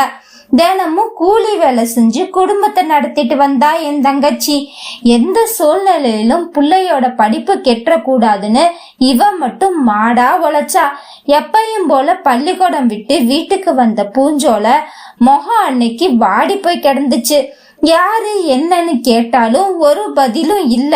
பேய் அடிச்ச மாதிரி ஒரு மூலையில உக்காந்துட்டு செவுத்தையே பாத்துக்கிட்டு இருந்தா பொண்ணு. அம்மாக்காரி வந்து தட்டுல கிடந்த சோத்த ஊட்டி பார்த்தா, ஒரு வாயும் இறங்கல. தண்ணி கொடுத்தா, வாயில வலிஞ்சு ஓடுது. என் பொஞ்சாதி ஓடி போய் ஐயனார் கோயில் திருநீர் எடுத்து மூஞ்சி நிறைய பூசி விட்டு உடம்புக்கு உலுக்கி பார்த்தா, ஒரு அசைவும் இல்ல. அம்மாக்காரி உக்காந்து ஓன்னு அழுவ ஆரம்பிச்சுட்டா பாருங்க. குடும்பமே பதறி போயிடுச்சு. புள்ளைக்கு பேய் அடிச்சிடுச்சுன்னு மகாராணி ஆட்டம் சுத்திக்கிட்டு இருந்த பொண்டு கல்லு சிலையாட்டம் உட்காந்துருக்கா. என்னன்னு நாங்க நினைக்கிறது தம்பி? ஒரு மாசமா போகாத ஆஸ்பத்திரி இல்ல, அலையாத கோவில் இல்ல, வேண்டாத சாமியும் இல்ல. வேப்பலை அடிச்சு கயிறு கட்டி எல்லாம் பண்ணியாச்சு, ஏதும் வேலைக்கு ஆவல தம்பி. அப்புறம் பக்கத்து ஊர்க்காரங்க சொல்லி இங்க அம்பையில சுந்தரபவனம்னு ஒரு இடத்துக்கு போனோம். சுந்தரமூர்த்தின்னு ஒரு ஆளு வந்து ஏதேதோ மந்திரம் பூஜை எல்லாம் பண்ணாங்க. அவர் பூஜையில பாப்பா 1-2 இடத்த மிரண்டுச்சு. அம்மா அம்மான்னு கத்துச்சு. பேசாத புள்ள, அம்மானாச்சும் கத்துதேன்னு எங்களுக்கு நம்பிக்கை வந்துச்சு. சுந்தரமூர்த்தி சொன்னான், உங்க குடும்பம் நாசமாவணும்னு உங்களுக்கு நெருக்கமான ஒரு ஆளுதான் செய்வனை வச்சிருக்கான். அதனாலதான் அப்பன் அல்பாயுசுல போய் சேர்ந்துட்டான். அடுத்தது மவளுக்கு வந்து சேர்ந்திருக்குன்னு. இந்த செய்வனையை எடுக்க எங்க கிட்ட ஒரு பூஜை இருக்கு. நாளைக்கு பௌர்ணமி நாள ராத்திரி பூஞ்சோல இங்க தனியா தங்கணும். நீங்க யாரும் இங்க இருக்க கூடாது. உங்க பார்வை விழுந்த செய்வனை இன்னும் வீரியமாயிரும். புள்ளைக்கு ஏற்கனவே முத்தி போயிடுச்சு. அபாய கட்டத்துல இருக்க புள்ளைய காப்பாத்துறதுக்கு இந்த பௌர்ணமி பூஜையை தவிர வேற வழியே இல்ல. நாளை சாயங்காலம் 50,000 ரொக்கத்தோட புள்ளைய கூட்டிட்டு வந்து விட்டுட்டு போங்கன்னு. நாங்களும் கையில கிடந்தது கால்ல கிடந்தது எல்லாத்தையும் வித்து கடனை உடனே வாங்கி பூஞ்சோலைய சுந்தரபவனத்துல விட்டுட்டு வெளியே வந்துட்டோம். புள்ள மறுபடி பழையபடி வரணும்னு சாமி கிட்ட வேண்டிக்கிட்டே வீட்டுல தூங்காம வேண்டிக்கிட்டு கிடந்தோம். ஆனா மறுநாள் எங்களுக்கு பூஞ்சோலையோட பணத்தை தான் பார்க்க முடிஞ்சது தம்பி. ஆமா, விடிஞ்சதும் விடியாம சுந்தரபவனத்துக்கு நாங்க ஓடி போய் புள்ளைய பார்க்க போனோம்.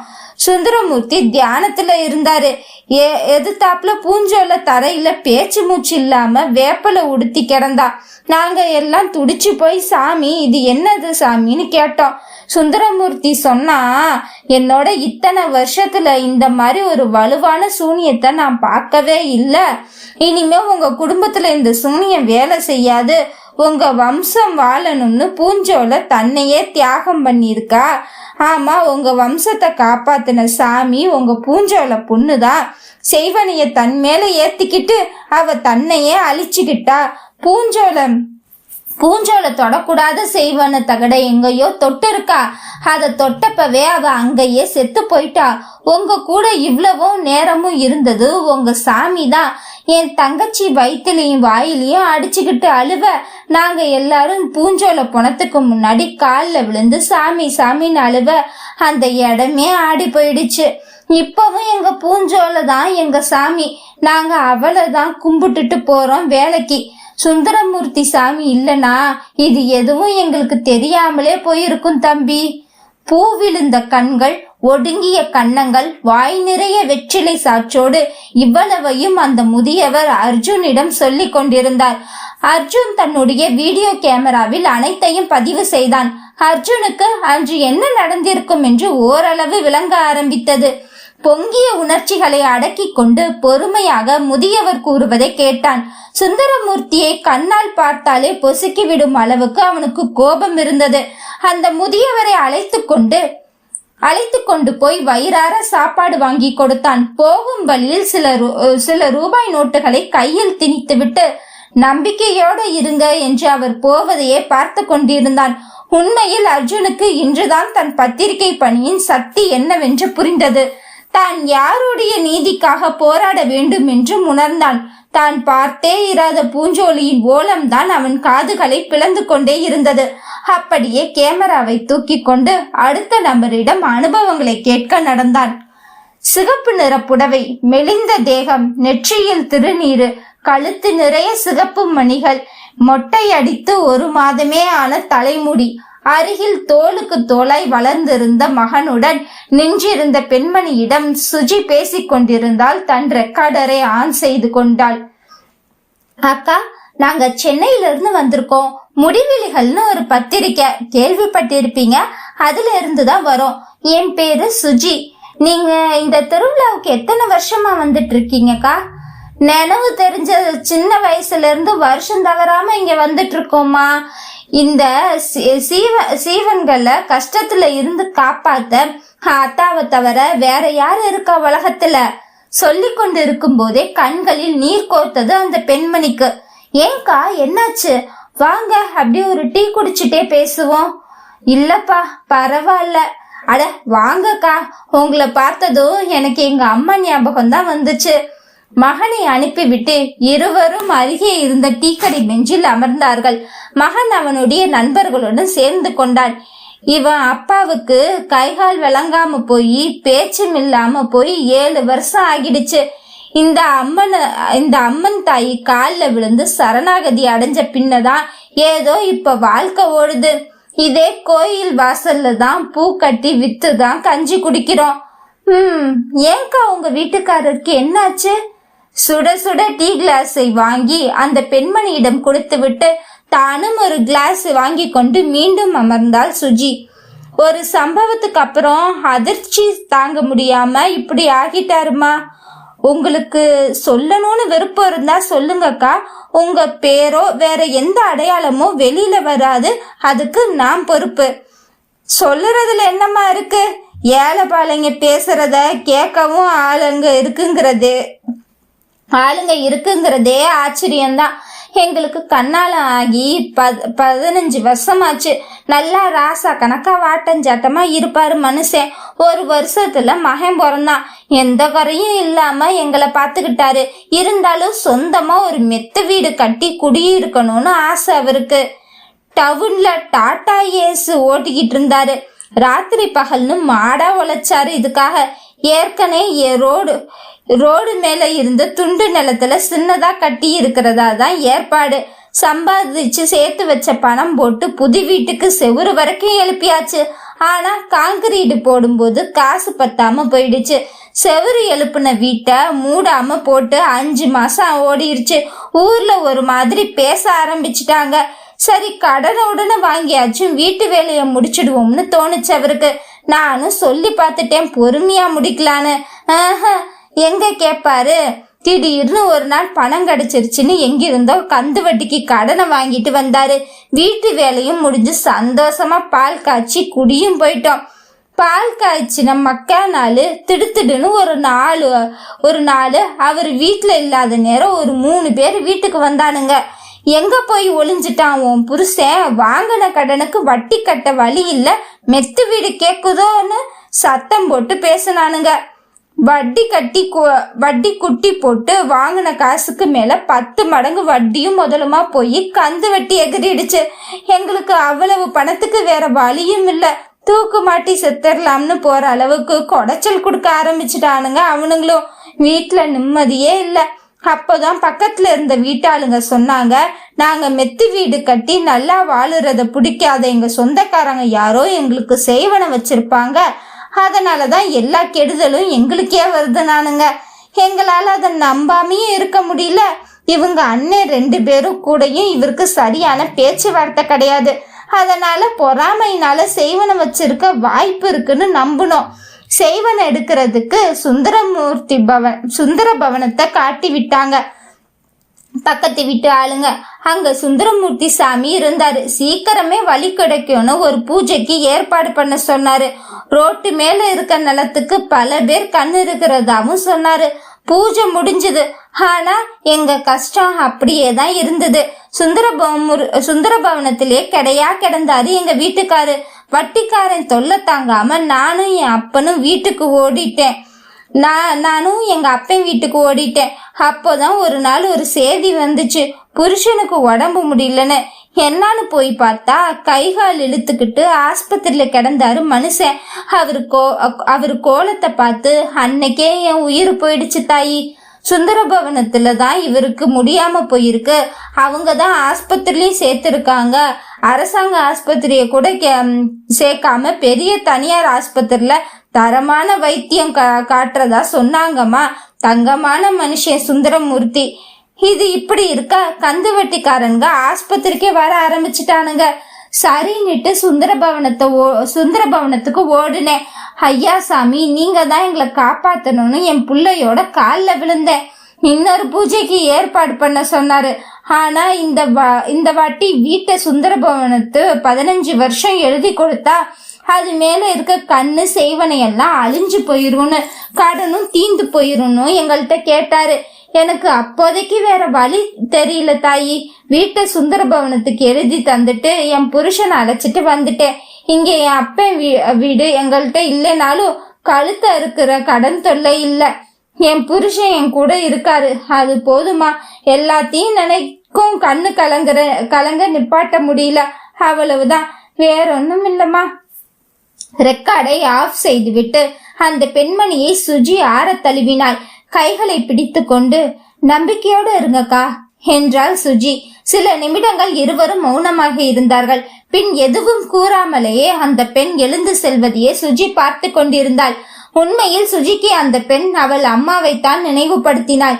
இப்படி அம்பையில் சுந்தரமூர்த்தியின் ஆதிக்கமும் அவரால் தான் கஷ்டங்கள் வருகிறது என புரிந்து கொள்ள கூட முடியாத அப்பாவி மக்கள் என்று இவர்களுக்கு தலையே சுற்றிவிட்டது. இந்த காலத்திலும் இப்படி மக்களா? இதில் வேடிக்கை என்னவென்றால் வீட்டுக்கு ஒரு பட்டதாரிகள் தென்பட்டார்கள். அவர்களை கூட விட்டு வைக்கவில்லை இந்த மூட நம்பிக்கைகள். இவர்களின் ஒவ்வொரு கதை முடிவிலும் தங்கள் குடும்பத்தையே பார்த்தார்கள். இந்த நாள் வரும் ஏனோ மனபாரம் அழுத்த விண்ணென்று தலைவலி எடுக்க அப்படியே நாள் வரும். அந்த டீ கடையில் ஆளுக்கு ஒரு டீ கூறிவிட்டு அமைதியாக அமர்ந்திருந்தார்கள். யோசனை எல்லாம் அந்த கேடுகட்ட சுந்தரமூர்த்தி மீதுதான். இவர்கள் யாராவது ஒருத்தராவது அவன் மேல் தான் சந்தேகம் என்று கூறிவிட்டால் போதுமே, அதை வைத்து ஆதாரம் திரட்ட முயற்சிக்கலாம். ஆனால் இவர்களோ ஏமாந்தது கூட தெரியாமல் இருக்கிறார்களே. இன்னும் விசாரிப்போம், கண்டிப்பாக நமக்கு ஏதேனும் தகவல் கிடைக்கும். அத்தியாயம் 11. என்ன மானா வாழ்க்கையோ, எதுக்காக யாருக்காக வாழ்றோம்னு தெரியாம பிறந்தோம், வாழ்றோம் அப்படின்னு வாழ்ந்துட்டு இருக்கோம்ல. இதோ கண்ணு முன்னாடி இவன் செய்யற எல்லா தப்புக்கும் சாட்சி எல்லாம் ஒரு ஃபைல் நிறைய இருக்கு. ஆனா அவனை நம்மளால ஒண்ணும் பண்ண முடியல. இங்க பணம் இருந்தா அதிகாரம் இருந்தா ஒரு ஆள் என்ன வேணா பண்ண முடியும் இல்லடா ராம். அதுக்காக தானடா இந்த ப்ராஜெக்ட் நம்ம கையில கிடைச்ச உடனே இப்படி ஒண்ணு கூடி நம்ம 4 பேரும் சேர்ந்து இவ்ளோ ரிஸ்க் எடுத்து இங்க வந்து பண்ணிட்டு இருக்கோம். நீ கவலைப்படாத. இவனுக்கு நீ என்ன முடிவு கொடுக்கணும்னு எதிர்பார்க்கறியோ அது இந்த ஊரை விட்டே நம்ம கிளம்பும் போது கண்டிப்பா கிடைக்கும். என்ன அர்ஜுன் பண்ண போற? நம்மளால என்ன பண்ண முடியும் சொல்லு? ஆதாரத்தை திரட்டுவோம், பத்திரிகையில பக்கம் பக்கமா எழுதுவோம். அவன் வந்து கொஞ்சம் நம்ம ஆபீஸ மிரட்டுவான். உடனே நம்ம மேனேஜ்மெண்ட்ல இருந்து எல்லாரும் பயந்து போய் அடுத்த நாளே இது வந்து தெரியாம வந்த நியூஸ்ன்னு சொல்லி பொதுவான மன்னிப்பு கேட்டு நம்ம விலகிக்குவோம். இவ்வளவு நாள் தூக்கம் இல்லாம கஷ்டப்பட்டு ஆதாரத்தையும் உண்மையும் சேகரிச்ச நமக்கு வெறுமன அவமானம் மட்டும்தான் மிஞ்சம். அதையும் தொடச்சு போட்டுட்டு அடுத்த ப்ராஜெக்ட் கொடுத்ததும் நம்மளும் உயிரை கொடுத்து போராட கிளம்பிடுவோம். அவ்வளவுதானடா நம்மளால பண்ண முடியும். இருக்கலாம் ராம், இது வரைக்கும் ப்ராஜெக்ட் நம்ம அப்படி பண்ணிருக்கலாம். ஆனா இந்த ப்ராஜெக்ட் அப்படி பண்ணி போறது இல்ல. நம்ம ஆதாரத்தை திரட்ட போறது உண்மைதான். ஆனா அந்த ஆதாரங்கள் உண்மையோ பொய்யோ அவன் எப்படிங்கிறத நம்ம கண் கூட அனுபவிச்சிருக்கோம். அதனால அவனுக்கான தண்டனைய நம்ம மட்டும்தான் கொடுக்க போறோம். இவர்கள் மூவரும் மாறி மாறி விவாதம் பண்ணி கொண்டிருக்க அங்கே சுஜி மட்டும் சூரியனையே சுட்டரிக்கும் வேல்விழியால் வானத்தை வெறித்த பார்வை பார்த்து கொண்டு தன் கையில் இருக்கும் தேநீர் கோப்பையை உருட்டி கொண்டிருந்தாள். அவளின் நிலையை நினைத்து இவர்கள் தான் ஒருவருக்கொருவர் மாற்றி மாற்றி முகத்தை பார்த்து கொண்டு அர்ஜுன் கண்ணை காட்டவே ராம் எழுந்து அவள் அருகில் சென்று அமர்ந்தான். என்ன பப்ளி மாஸ், டீ குடிக்காம என்ன யோசனை? ஓஹோ, அந்த டீல விழுந்த ஈய எப்படி எடுக்கலான்னு யோசிச்சுட்டு இருக்கியா? அந்த ஈ எவ்வளோ டீய குடிச்சிருக்க போது எடுத்து போட்டுட்டு குடிக்க வேண்டியதுதானே. என்ன சிரிக்கணுமா? இப்போ சூரியனை விடுத்து ராமை பார்வையால் பொசுக்கி கொண்டிருந்தாள். மங்கை மான்விழி அம்புகள் என் மார்துளைத்ததென்ன? டைமண்ட் முத்து ரசிகன்தான்ல, என்னம்மா வரி எழுதியிருக்காரு. கண்ணிலேயே எரிச்சிடாத தாயே. ரொம்ப சூடா இருக்க பொண்ணுக்கு எவன்டா டீ வாங்கி கொடுத்தது? சில்லுன்னு ஒரு பன்னீர் சோடா கொண்டு வாங்கடா. முறைக்காத பேபி, இது டீ கடை, அதனால சிம்பிள் கூல் ட்ரிங்க்ஸ் தான் இருக்கும். அப்படிக்கா வா, நம்ம போய் கிரவுண்ட்ல கிரிக்கெட் விளையாடிட்டு இருப்பாங்க குட்டி பசங்க. அவனுங்களை பார்த்துட்டு அவங்க கிட்ட நமக்கு ஏதாவது ஆதாரம் கிடைக்குதான்னு பேசி கலெக்ட் பண்ணிட்டு அப்படியே ஒன்னு ஐஸ்கிரீம் பார்லர் கூட்டிட்டு போறேன். ஓகேவா? நான் எங்கேயும் வரல, நீ போ. அட யாருடா இவ? லவ்வர்ஸ் 2 பேரும் அவங்க தனியா இருக்கணும்னு நினைப்பாங்க. நீ வாடி, நம்ம ஜாலியா போலாம்னா இங்க உட்காந்துட்டு இருக்கா. ஆமா, நமக்கு முன்னாடி அவங்க ஒண்ணுமே பண்ண மாட்டாங்களா? இன்ன வரைக்கும் அவங்க நமக்கு முன்னாடி மேட்டர் மட்டும்தான் பண்ணல, மத்த எல்லா கருமத்தையும் பண்ணிட்டாங்க. சி, அதெல்லாம் மாடி பாத்துக்கிட்டு இருக்க, என்ன கருமமோ. சரி வாடி. அவளை கைப்பிடித்து தரதரவென்று இழுத்து கொண்டு எதிரில் இருக்கும் வெற்று காலி இடத்தை தங்களுக்கான விளையாட்டு திடலாக மாற்றிக்கொண்டு அக்கம் பக்கத்தில் உள்ள குட்டி பசங்க எல்லாரும் கிரிக்கெட் விளையாடி கொண்டிருந்தார்கள். அவர்களை நோக்கித்தான் இவர்கள் இருவரும் சென்றார்கள். இவர்களுக்கு இருக்கும் தலைவலிக்கு கவலையை மறந்து சந்தோஷமாக இருக்க வேண்டும். அது தன்னை விட வயது குறைவாக இருக்கும் அந்த பிஞ்சு மனதால் மட்டுமே முடியும். டேய் தம்பிங்களா, எங்களையும் விளையாட்டுக்கு சேர்த்துக்கோங்கடா. யாருண்ணா நீங்க? உங்களை எங்க ஏரியா பக்கமே பார்த்ததில்ல. எங்க ஆளே 2 பசங்க உப்புக்கு சப்பானாதான் இருக்கானுங்க. நீங்களும் அந்த மரத்துக்கு கீழே உட்காருங்க, கூப்பிடுறோம். அடையப்பா, பெரிய வேர்ல்டு கப் விளையாடுறானுங்க. அவனுங்களை பாரு, அந்த பேட் புடிச்சிருக்கவர் தான் தோனி. பால் போடுறாரு பாரு, அவரு தான் அஸ்வின். நம்ம கிட்ட பேசிட்டு இருக்கவர் தான் ஆல்ரவுண்டர் யுவராஜ். நோ, நீ ட்ரெண்ட்லயே இல்லனா. லாஸ்டா டிசம்பர்ல நடந்த வேர்ல்டு கப்ல கூட கோலி தான் பெஸ்ட் பேட்ஸ்மேன். அதனால அவன் விராட் கோலி, இங்க பவுல் போடுறது தான் பூமரா. நான் தான் ஆல்ரவுண்டர் ஜடேஜா. தலை தோனி எல்லாம் 2019லயே ரிட்டையர் ஆயிட்டாரு. எப்ப இருந்தாலும் கிரிக்கெட்டுக்கு கேப்டன் அது தலை தோனி தான். ஆனா இப்ப டீம்ல இருக்கிறவங்கள பத்தி சொல்லுவியா? நீ என்ன ஆதி காலத்திலேயே இருக்க? இதெல்லாம் நல்லா பேசுங்கடா. ஆனா உங்க ஊர்ல நடக்கிற கொடுமைய பத்தி உங்களுக்கு ஏதாவது தெரியுமா? இல்ல ஸ்கூல் விட்டா கிரிக்கெட்னு இருக்கீங்களா? அட ஏன்னா கேக்குற, ஸ்கூலா? அப்படின்னா நான் காலையில பேப்பர் போட போறேன். இவன் பால் பாக்கெட் போட போறான். அதுக்கப்புறம் முடிச்சுட்டு இப்படி விளையாடுவோம், சாப்பிடுவோம். சாயங்காலம் ஆச்சுன்னா ரோடு ஓரமா இருக்க தள்ளு வண்டி கடையில போய் எச்ச டம்ளர் கழுவுறது, தட்டை கழுவுறதுன்னு வேலைக்கு போவோனா 4 காசு வரும். ஏண்டா, உங்களுக்கு அப்பா அம்மா இல்லையா? ஸ்கூல் சேர்க்க காசு இல்லையா? கவர்மெண்ட் ஸ்கூல்ல படிக்கலாமேடா, காசு தேவையே இல்லையே. இல்ல படிப்பு எதுவும் வராதா? அட யாருனா நீனு?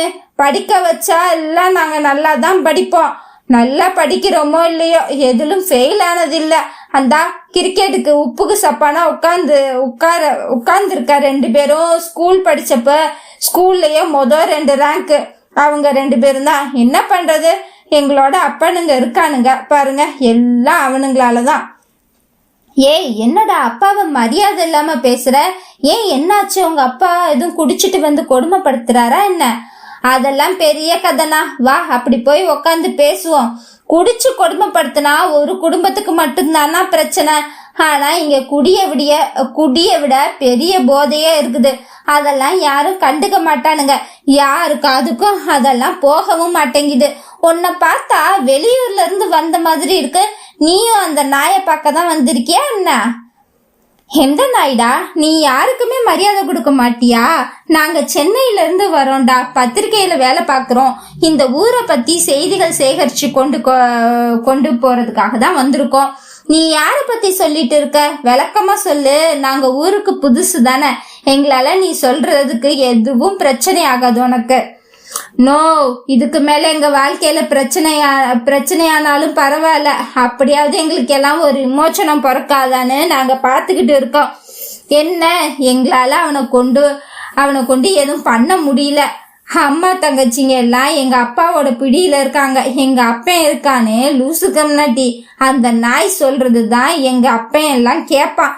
அதனால யோசிக்க வேண்டியதா இருக்கு. யாரோட பேச்ச கேட்டு உங்க அப்பா நடக்கிறாங்க? ஏன் அப்படி பண்ணணும்?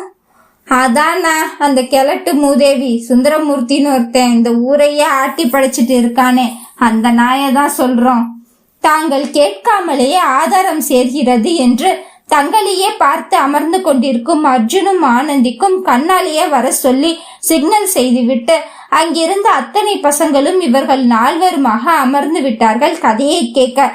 இதில் சின்ன பசங்கள் என்பதால் கேமராக்கள் வைக்காமல் வெறும் ரெக்கார்டரை மட்டும் ஆன் செய்து அவர்கள் கூறுவதை நோட்ஸ் எடுப்பது போல் ஆளுக்கு ஒருவராக தங்கள் வேலையை பிரித்து கூர்ந்து கவனிக்க ஆரம்பித்தார்கள். அண்ணா, அந்த சுந்தரமூர்த்தி இருக்கானே, அவனால எங்க படிப்பு மட்டும் இல்ல, இன்னும் சொல்ல போனா எங்க தங்கச்சிங்களோட வாழ்க்கை முதற்கொண்டு அவன் பிடியில தான் வச்சிருக்கிறான். ஆம்பளை பிள்ளைங்க எல்லாம் படிக்காம அவனோட கட்டுப்பாட்டுல இருக்கணும். பொம்பளை பிள்ளைங்கன்னா அதுக்கு எதுக்கு பயப்படும்? மானம் மரியாதைக்கு தானே. அந்த மானம் மரியாதையை அபகரிச்சு அவங்க கட்டுப்பாட்டுல வச்சிருக்கணும். இப்படிதான் அவன் ஊரையே புடிச்சு வச்சிருக்கான். நாங்க சொல்ற எதுவுமே கட்டுக்கதை இல்ல. அவன் சொல்ற மந்திரத்துல பாதி உண்மை நடக்கும். அதை வச்சுதான் இங்க ஆம்பளைங்களை எல்லாம் அவன் வசப்படுத்தி ஏமாத்திட்டு இருக்கான். எங்க அப்பாரு இவர் அப்பாருன்னு யாரு இங்க பெருசா படிச்சவங்க இல்ல. பகுத்தறிவு தெரிஞ்சுக்கணும்னு நினைக்கிறதும் இல்லை. அதனாலதான் எங்க தலைமுறையும் படிச்சிட கூடாது அப்படின்னு நல்லா படிச்சிட்டு இருக்க என்னையும் அதையும் இதையும் காரணம் காட்டி படிப்பை நிப்பாட்டி வச்சிருக்கிறான். 10வது வரைக்கும் படிச்சுட்டு இருந்த என்னைய 10வது முழு பரீட்சை எழுதுறதுக்கு முன்னாடி பிரச்சனை பண்ணி ஃபெயில் ஆக்கி விட்டாரு என்ன நிப்பாட்டிட்டான்.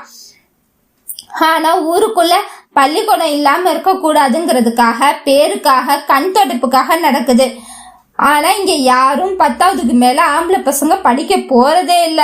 நாங்க மட்டும் இல்ல, எங்களை சுத்தி இருக்க 4-5 குப்பம் ஃபுல்லாவே அவன் கட்டுப்பாட்டுல தான் இருக்கு.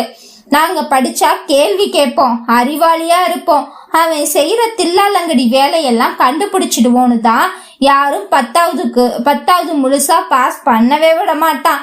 நாங்க கூட தேவலாம்னு இருக்கோம். இந்த பொம்பளை பிள்ளைங்களை நினைச்சு பார்க்கும்போது வயசுக்கு வந்ததுக்கு அப்புறம் அவங்கள ஸ்கூலுக்கு அனுப்பவே மாட்டாங்க. வயசுக்கு வந்ததுக்கு அப்புறம் கன்னி பூஜைங்கிற பேர்ல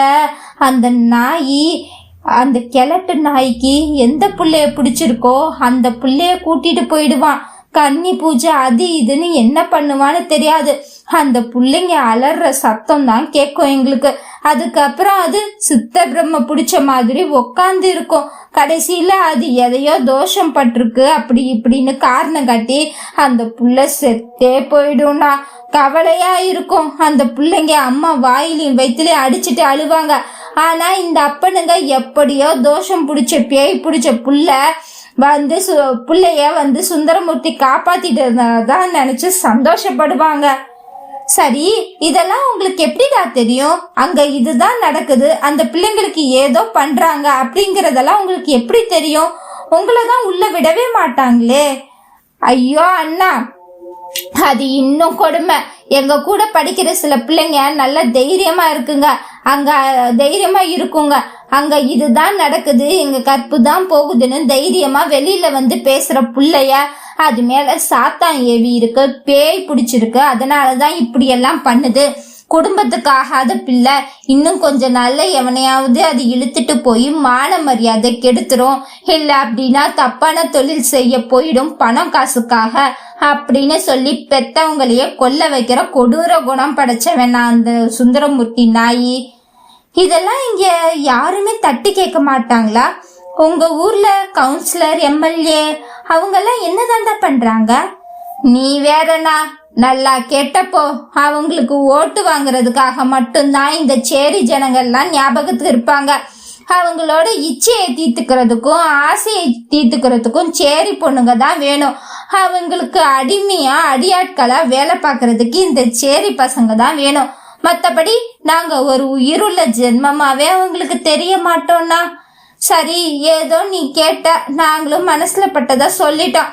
நாங்க இருந்துட்டு போறோம்னா அந்த நாய்ங்களுக்கு காலம் ஃபுல்லா அடிமை நாய்ங்களா அடியாளுங்களா இருந்துட்டு போறோம்னா இந்த பொம்பளை பிள்ளைங்க வலிக்க வலி அனுபவிச்சு எதிர்த்து பேசினாலும் உயிர் போகுது, எதிர்த்து பேசலனாலும் உயிர் போகுதுங்கிற நிலைமையில இருக்குதுங்க. அவங்களுக்கு மட்டும் ஏதாவது தீர்வு முடிஞ்சா செய்யலாம். இதனால எங்க உயிரே போனாலும் பரவாயில்ல, எங்க சாட்சி சொல்லணுமோ நாங்க சொல்றோம். இவனுங்களுக்கு மத்தியில வாழ்றதுக்கு நல்ல காரியம் பண்ணிட்டு செத்தே போகலானா. பெருமூச்சு விட்டு ஒவ்வொருவரும் நடந்து செல்வதை வேதனை மிகுந்த கண்களுடன் பார்த்து கொண்டிருந்தார்கள். சுந்தரமூர்த்தியால் பாதிக்கப்பட்ட அந்த நால்வரும் ஒரு காலத்தில் தங்களையே பார்த்தது போல் இருந்தது அவர்களுக்கு. அத்தியாயம் 12. கட்டில் சேவைகளும் காதல் தேவைகளும் என்றும் பெண்ணுக்கு இன்பம் தராது. சேவை முடிந்த பின்னும் சேர்த்தே அணைத்தபடி செவிகள் வருடி கொண்டு தூங்க விடாதே என்ற பாடல் தொலைக்காட்சியில் ஓட முட்டி வரை மடித்து கட்டிய லுங்கியும் கையில்லா வெள்ளை உள்பனியனும் அணிந்து அடுப்படியில் பட்டக்கிராம்பு தூக்கலாக இஞ்சி பூண்டு மனம் வீச பாஸ்மதி அரிசி எமிஜாக்ஷன் போல் மெல்லிய உடலில் மின்ன பச்சை பட்டாணி சாதம் குக்கரில் அழகாக வெந்திருந்தது. கூடவே தொட்டுக்கொள்ள வெங்காயம், புளிக்காத தயிர் சேர்த்து பச்சடி, காலிஃபிளவரை மெல்லமாக கடலை மாவில் முக்கி எடுத்து எண்ணெயில் பொரிய விட்டு வாயில் நீர் சுரக்க ஒரு புறம் இருந்தது. எந்த விசேஷமும் இல்ல. இன்னைக்கு வெள்ளிக்கிழமை, ரேஷன் கடை விடுமுறை. சுரேஷ் ரேஷன் கடையில் கைரேகை வாங்கி கொண்டு பொருள் விநியோகம் செய்யும் பணியில் தான் இருக்கிறார். காதல் மனைவி இந்துமதியுடன் எப்போதும் ஆடல் பாடல் என்று இளங்காலையாக துள்ளி திரிவார் சுரேஷ். விடுமுறை நாள் என்று வந்துவிட்டால் மனைவியை அமர்த்தி கொண்டு சிறு வயதில் தான் கற்றுக்கொண்ட சமையல் அத்தனையும் இறக்கி விடுவார். ஆனால் அதில் குறை என்று ஏதும் இருக்காது, சொல்லவும் முடியாது. அந்த அளவுக்கு மிகவும் நேர்த்தியாக இருக்கும் அவரது கைப்பக்குவம். மனைவி என்றால் படுக்கைக்கும் சமையலறைக்கும் என்று வாழும் ஆண்கள் மத்தியில் இவன் என் கணவன் என்று பெருமையுண்டு அவளுக்கு. என் தந்தை கூட ஆணாதிக்கம் நிறைந்தவர் தானே. 5 பெண் குழந்தையாக பிறந்ததும் தங்களை அனாதையாக விற்று சென்று விட்டாரே. அது மட்டுமில்லாமல் அக்காகள் அவ்வப்போது விசேஷங்களில் சந்திக்கும் போது தன் கணவன்மார்களை பற்றி குறை கூறுவதும் வழக்கம்தானே. ஆனால் எந்த குறையும் இல்லாத இவர் தனக்கு எப்படி கணவனாக அமைந்தார்? நான் எந்த கடவுளுக்கு நன்றி சொல்வேன்? எந்த ஜென்மத்தில் செய்த புண்ணியம் இது என்று பல நாள் நினைத்திருக்கிறாள் இந்துமதி. இந்துமா, என்னங்க என்னடி வச்ச கண்ணு வாங்காம பாத்துட்டு இருக்க? சட்டுப்புட்டுன்னு சாப்பிட்டு அப்படியே பெட்ரூமுக்கு போவோம். எது பெட்ரூம்க்கு? அப்பட்ட பகல்லையா? என்னங்க, இன்னைக்கு வெள்ளிக்கிழமை சாயந்தரம் அம்மன் கோவிலுக்கு போவேன், உங்களுக்கு தெரியாதா? வீடெல்லாம் வேற தொடச்சு நான் தலைக்கெல்லாம் குளிச்சு ரெடியா இருக்கேங்க. சரியான சாமியாரை கட்டி நான் படுற அவஸ்தை இருக்கே. இன்னைக்கு ஒரு நாள் தாண்டி லீவு. இன்னைக்கு தான் நினைச்ச நேரம் எல்லாம் பண்ணி குஜாலா இருக்க முடியும். அதுக்கும் இப்படி கட்டைய போடுற? நாளைக்கு எப்போ நைட்டு தான் வருவேன். அதுவும் களைப்பா இருக்கும் 2 பேருக்கும். கல்யாணம் ஆகி 3 மாசம் ஆகுது, இன்னும் உங்களுக்கு மோகம் விட்டு போன மாதிரி தெரியலையே. அடியே, என்னடி இப்படி சொல்லிப்புட்ட? 3 மாசம் இல்ல, 30 வருஷம் ஆனாலும் சரி, எத்தனை வருஷம் ஆனாலும் உன் மேல இருக்கிற ஆசை எனக்கு எப்பவும் போகாது. சரி, உடனே முகத்தை சுருக்காத, பண்றது தானே வேணா. இப்போ கட்டி பிடிச்சிட்டு தூங்கலாம் வா. ஐயோ, தலகாணில படுக்கணுமே, பிறகு அதுல படுத்துட்டு எப்படிங்க கோயிலுக்கு போறது? இவள இப்போ என்ன தாண்டி செய்யணும்? முதல்ல வா, சாப்பிடவாவது செய்யலாம். ஆஹா, சரிங்க. ஒருவருக்கு ஒருவர் அள்ளி கொடுத்து இன்பமாக உண்டார்கள். கணவனின் கைப்பக்குவத்தில் சாப்பிடுவதும் மனைவியின் கையால் கணவன் அள்ளி உண்பதும் சொர்க்கமாக அவர்களுக்கு தெரிந்தது. இதை தாண்டி என்னடா இரவு காட்சியில் சந்தோஷம் கிடைத்துவிட போகிறது என்னும் அளவிற்கு நெருக்கமும் காதலும் அங்கு போட்டி போட்டு கொண்டது. சாப்பிட்டு முடித்துவிட்டு நம்ம இருந்து பேசாம டிவி பார்ப்போம். ஈவினிங் டீ குடிச்சிட்டு கோயில் போயிட்டு வருவோம், ஓகேவா? சுரேஷிற்கு இந்துமதியின் அருகாமையில் இருந்தால் கூட போதும் என்று முடிவுடன் சாப்பிட்ட பாத்திரங்கள் ஒழுங்குபடுத்திவிட்டு வெளியே வந்தால் வெளியே கதவு தட்டும் சத்தம் கேட்டது. கதவு தட்டுது பாரு, யாருன்னு போய் பாரு. ஒரு நாள் தான் எனக்கே லீவு, அதுலயும் எவனாவது நம்ம 2 பேத்துக்கும் நடுவுல கட்டைய போட்டுறானுங்க. என்ன தேடி யார் வர போறாங்க? உங்க ஃப்ரெண்டு தான் எவனாவது வந்திருப்பான். இங்க போலாம் அங்க போலாம், இல்ல செலவுக்கு 500 கொடு 1000 கொடுன்னு கேட்பானுங்க. தெரியலையே எந்த 7:30 வந்திருக்கோ. சரி, கதவு தர. வந்தது உண்மையில் 7:30 தான். இந்துமதியின் அக்காக்கள் இருவரும் வந்திருந்தார்கள். கா, வாங்கக்கா, என்ன சொல்லாம கொல்லாம வந்துட்டீங்க? என் தங்கச்சி வீட்டுக்கு வர்றதுக்கு நான் தந்தி அடிச்சுட்டு வரணுமாக்கும். ஏன், உங்களுக்கு எதுவும் தொல்லையா இருக்கேனா என்ன? என்ன கொழுந்தனாரே, சௌக்கியமா? ஐயோ, அப்படிலாம் ஒண்ணும் இல்லைங்க, இப்பதான் சாப்பிட்டுட்டு இருந்தோம், சாப்பிட்டு முடிச்சிட்டோம். வாங்க வாங்க. என்ன இந்து, வந்தவங்கள வாசல்ல நின்னு பேச வச்சிட்டு இருக்கா? உள்ள கூப்பிடு. கொழுந்தனாரே, வீடு எல்லாம் பயங்கரமா இருக்கு. உங்க சொந்த வீடு தானே இது? ஆமாங்க, சொந்த வீடு தான். பூர்வீக இடம். அது கொஞ்சம் காரசுவா இருந்தது. சரி, இவளை வச்சுக்கிட்டு இடிஞ்ச செவுத்துல என்ன செய்யறது? நாள் பூரா நான் வெளியில வேலையா போயிடுறேன். இவன் மட்டும் தானே வீட்டுல இருப்பா. பூச்சி புழு வந்தா என்ன பண்ணுவா? அப்படியே கடனை வாங்கி செவுறு கட்டி முழு வீடா மாத்தியாச்சு. பரவாயில்லடி இந்தோ, உன் புருஷன் நீ நல்லா இருக்கணும். பொண்டாட்டி வீட்டுல ஒத்தையில இருக்கா, அவளை எதுவும் அண்டிடக்கூடாதுன்னு பார்த்து கவனிக்கிறாரு. அரண்மனை மாதிரி வீடெல்லாம் கட்டி ஒன்னு ராணி கணக்கா பாத்துக்கிறாரு. ஆமாக்கா, அவர் எப்பவுமே இப்படித்தான். சரி, உட்காருங்க. ஏதாவது ஜூஸ் கொண்டு வரவா? எலுமிச்சம்பழம் புளிஞ்சு ஜூஸ் எடுத்துட்டு வரவா? இல்ல சாத்துக்குடி ஜூஸ் அந்த மாதிரி ஏதாவது குடிக்கிறீங்களா? எதுவும் வேணாண்டி, வீட்டை சுத்தி காட்டும் முதல்ல. என்னங்க இது? என்னங்க இது? என்ன பேலஸா? ஒரு ரூமு, ஒரு அடுப்படி, ஒரு ஹால் தாங்க இருக்கு. வாங்க, நான் சுத்தி காட்டுறேன். இந்து, நீ போய் சாத்துக்குடி பிழிஞ்சு ஜூஸ் போட்டு கொண்டு வா. உள்ளே இருக்கும் எரிச்சலை மறைத்து கொண்டு பேசினான் சுரேஷ். பொம்பளை புள்ளனா முதல்ல அடுப்படிக்கு போக தான் ஆசைப்படும். நாங்களும் அடுப்படிக்கு போய் இந்து எப்படி வச்சிருக்கிறான்னு பார்த்துட்டு வந்துடுறோம். மத்த இடத்த நீங்க சுத்தி காட்டுங்க. அக்காக்கள் இருவரின் ஏற்ற இறக்க பேச்சு இந்துமதிக்கு பழகி போனதாக இருந்தாலும் சுரேஷுக்கு சற்று முகசுளிப்பை வரவழைத்தது. இந்துமதிக்காக புன்முறுவலுடன் அவர்களை சகித்து கொண்டிருந்தார்.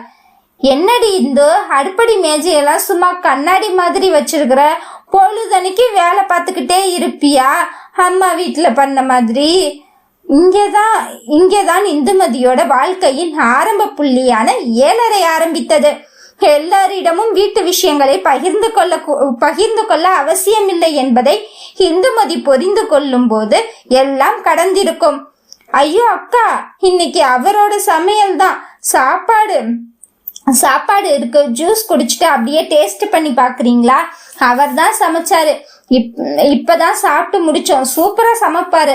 அப்படியே அடுப்படியும் சுத்தம் பண்ணி கொடுத்துட்டாரு. எது, ஆம்பளை பையன் அடுப்படிக்கு வரானா? என்னடி அநியாயம் இது? எங்க வீட்டு ஆம்பளை எல்லாம் தின்ன தட்டை கூட எடுத்து போட மாட்டானே. உன் புருஷன் அடுப்படிக்கு வந்து சமைச்சது இல்லாம சுத்தமெல்லாம் பண்ணி வச்சாரா? அக்காக்கள் இருவரின் வாயும் ஆச்சரியத்தில் வாசப்படி வரை சென்று மீண்டது. வெள்ளந்தியான இந்துமதிக்கு இவர்கள் பேசும் பரிபாஷையும் புரியவில்லை. ஒரு கூற்று உண்டு, கல்லடி பட்டாலும் கண்ணடி படக்கூடாது என்று கூறுவார்கள். கந்திருஷ்டிக்கு அவ்வளவு மகிமை உள்ளது. அது எப்பேற்பட்ட அரசனையும் வெட்டி வீழ்த்தக்கூடியது. அப்படித்தான் இங்கு வைத்தறிச்சல் பிடித்த 2 அக்காமார்களின் கண்களும் இவர்கள் தம்பதிகளாய் இருப்பதிலும், அதுவும் அனுசரணையான கணவன் மனைவியாக இருப்பது சுகபோக வாழ்க்கை என்று அனைத்திலும் தங்களுடைய 2 கண்ணை மாறி மாறி வைத்தார்கள் வயிறு எரிய. அவர் எப்பவுமே இப்படிதான்க்கா. வாரத்துல ஒரு நாள் தான் லீவு கிடைக்கும். அந்த ஒரு நாளும் படுத்து தூங்கி ரெஸ்ட் எடுக்காம இது சமைக்கிறேன் அது சமைக்கிறேன்னு என்னை உட்கார வச்சு சமையல் செஞ்சு கொண்டே இருப்பாரு. கேட்டா சொல்வாரு, எங்களுக்காவது வாரத்துல ஒரு நாள் லீவ் கிடைக்குது.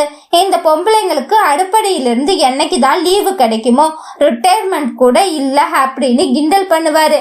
அதெல்லாம் என்னை தங்கமா தாங்குவாருக்கா. அவரை பத்தி குறை பேசுற நாக்கு அழுகிடும். அவ்வளோ சுத்தம் மனுஷன். புருஷனா இப்படி இல்ல இருக்கணும். எங்களுக்கும் தான் வாட்ச் இருக்கே, 2 பேருக்கும். இது என்னாடி எல்லாத்துக்கும் மிஷின் வாங்கி வச்சிருக்க? ஆமாக்கா, அவருதான் இது எல்லாமே லோன் போட்டு வாங்கி கொடுத்தாரு. இது மிக்சி, எல்லாமே அரைச்சிடலாம். கிரைண்டர், இட்லி தோசை எல்லாம் மாவு அரைக்கிறதுக்கு. ஃப்ரிட்ஜு கூட அவர் தான் கம்பல் பண்ணி இதுவும் சேர்த்து கட்டிக்கிறேன் அப்படின்னு வாங்கி கொடுத்தாரு. அப்படியா? சரி சரி, குளுன்னு 2 ஐஸ் கட்டி போட்டு ஜூஸ் பண்ணி கொண்டு வா. நாங்க போய் கொழுந்தனார பாக்குறோம்.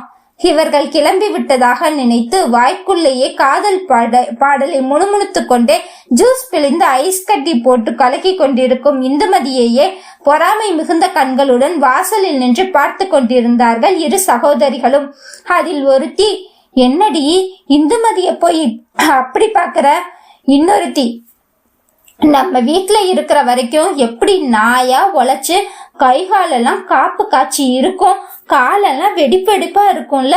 எப்ப பாரு வேர்க்கூறு கொப்பளம்னு போட்டுக்கிட்டு எண்ணெய் வச்ச மூஞ்சியா இருப்பா. இப்ப புருஷன் காசுல கொளிக்கிறத பாத்தியா? என்னக்கா பண்ண?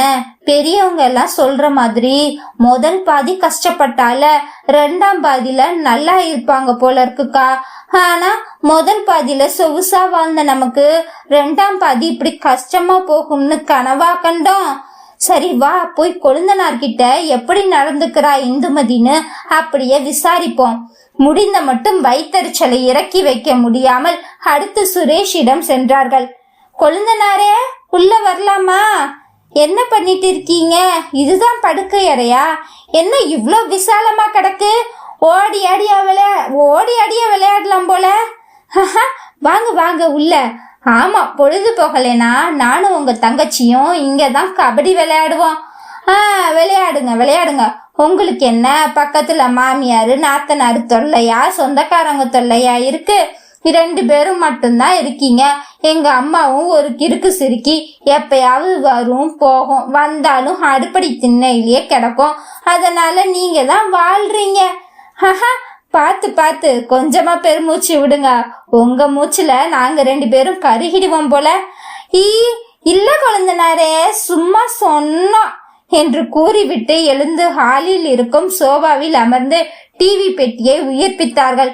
அதில் வரிசையாக காதல் பாடல்கள், கணவன் மனைவியை பாடல்களும் ஓட, என்னவோ ஹீரோ ஹீரோயினாக தன் தங்கை மற்றும் அவள் கணவரை நினைத்து பார்த்தவர்கள் பொறாமையில் வேகமாக டிவியை அணைத்து வைத்து விட்டார்கள்.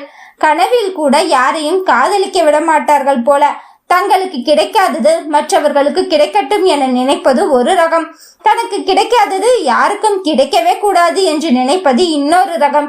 இதில் இவர்கள் 2ஆம் ரகம் போலும். அக்கா, ஜூஸ் எடுத்துக்கோங்க.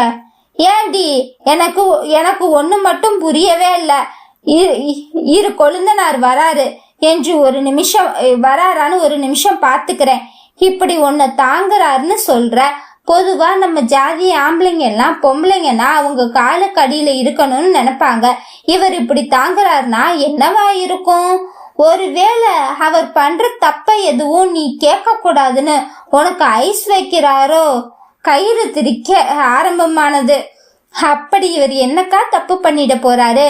எனக்கு தெரியாம எதுவும் இல்லையே. காலையில வேலைக்கு போனா சாயந்தரம் எல்லாம் வீட்டுக்கு வந்துடுவாங்க. அதுக்கப்புறம் என் கூட தான் இருப்பாரு. அடிபொடி பைத்தியக்காரி, இப்படி கிறுக்குத்தனமா இருந்தீனா உன் வாழ்க்கை அவ்வளவுதான். இந்த ஆம்பளைங்கள முந்தானையிலேயே முடிஞ்சு வைக்கலாம் முடியாது. 2 கண்ணு இல்ல 4 கண்ணு போட்டாலும் ஆம்பளை அடுத்த வீட்டு பொண்ணதான் பாக்கணும்னு நினைப்பாங்க.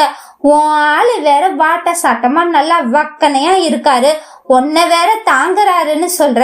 வேற எவளும் வளைச்சு போடுறதுக்கு முன்னாடி நீ தாண்டி சூதனமா இருந்துக்கணும். எப்போதும் உன் புருஷனை கவனிச்சுக்கிட்டே இரு. ஒரு நிமிஷம் லேட்டா வந்தாலும் ஏன் என்னன்னு கேட்டு சண்டை போடு. அப்போதான் பயந்துட்டு சீக்கிரம் ஓடி வருவாங்க. இன்னும் வெள்ளந்தியாவே இருக்காத. சரி, நாங்க கிளம்புறோம். லேட் ஆச்சுன்னா எங்க புருஷன் கத்துவாங்க. ஏங்க கொழுந்தனாரே, இவ என்ன குழந்தை மாதிரி பத்திரமா பாத்துக்கோங்க. வந்த வேலை முடிந்து விட்டது. நெருப்பை பற்ற வைத்து விட்டு தன்னால் முடிந்த மட்டும் வயிறு எரிய அந்த வீட்டையும் கணவன் மனைவி ஜோடிகளையும் கண்ணாலேயே பொசுக்கி பஸ்பமாகிவிட்டு கிளம்பினார்கள் அவரவர் வீட்டிற்கு. இப்படியும் சில சகோதரிகள் இருக்கிறார்கள். என்ன மக்களே, கதை போக்கு எப்படி இருக்கு? அடுத்தடுத்த அத்தியாயங்கள் வரும் வாரங்களில் கேட்கலாம். அதுக்கு கிவி நாவல்ஸ் சேனலை மறக்காம சப்ஸ்கிரைப் பண்ணிக்கோங்க. இந்த கதை எப்படி இருக்குங்கிறத கமெண்ட்ல ஷேர் பண்ணிக்கோங்க. ஏதாவது புரியலனாலும் கேளுங்க. ரொம்பவே பிடிச்சிருந்தா லைக் அண்ட் ஷேர் பண்ணிடுங்க. அப்புறம் ஹைப் வரும் மக்களே, மறக்காம ஹைப் பண்ணி உங்களோட ஆதரவை கிவி நாவல்ஸ் சேனலுக்கு தாங்க. தென் தேங்க்யூ சோ மச். 700 சப்ஸ்கிரைபர் வெற்றிகரமா நம்ம வந்துட்டோம். இன்னும் உங்க ஃப்ரெண்ட்ஸ், உங்க ஆடியோ நாவல்ஸ் விரும்புற ஃப்ரெண்ட்ஸுக்கெல்லாம் நம்ம சேனலை ஷேர் பண்ணி சப்ஸ்கிரைப் பண்ண சொல்லுங்க. நீங்களும் ஆடியோ நாவல் கேட்டுட்டு மறக்காம ஹைப் பண்ணி என்ன என்கரேஜ் பண்ணுங்க. Please please please. Thank you so much.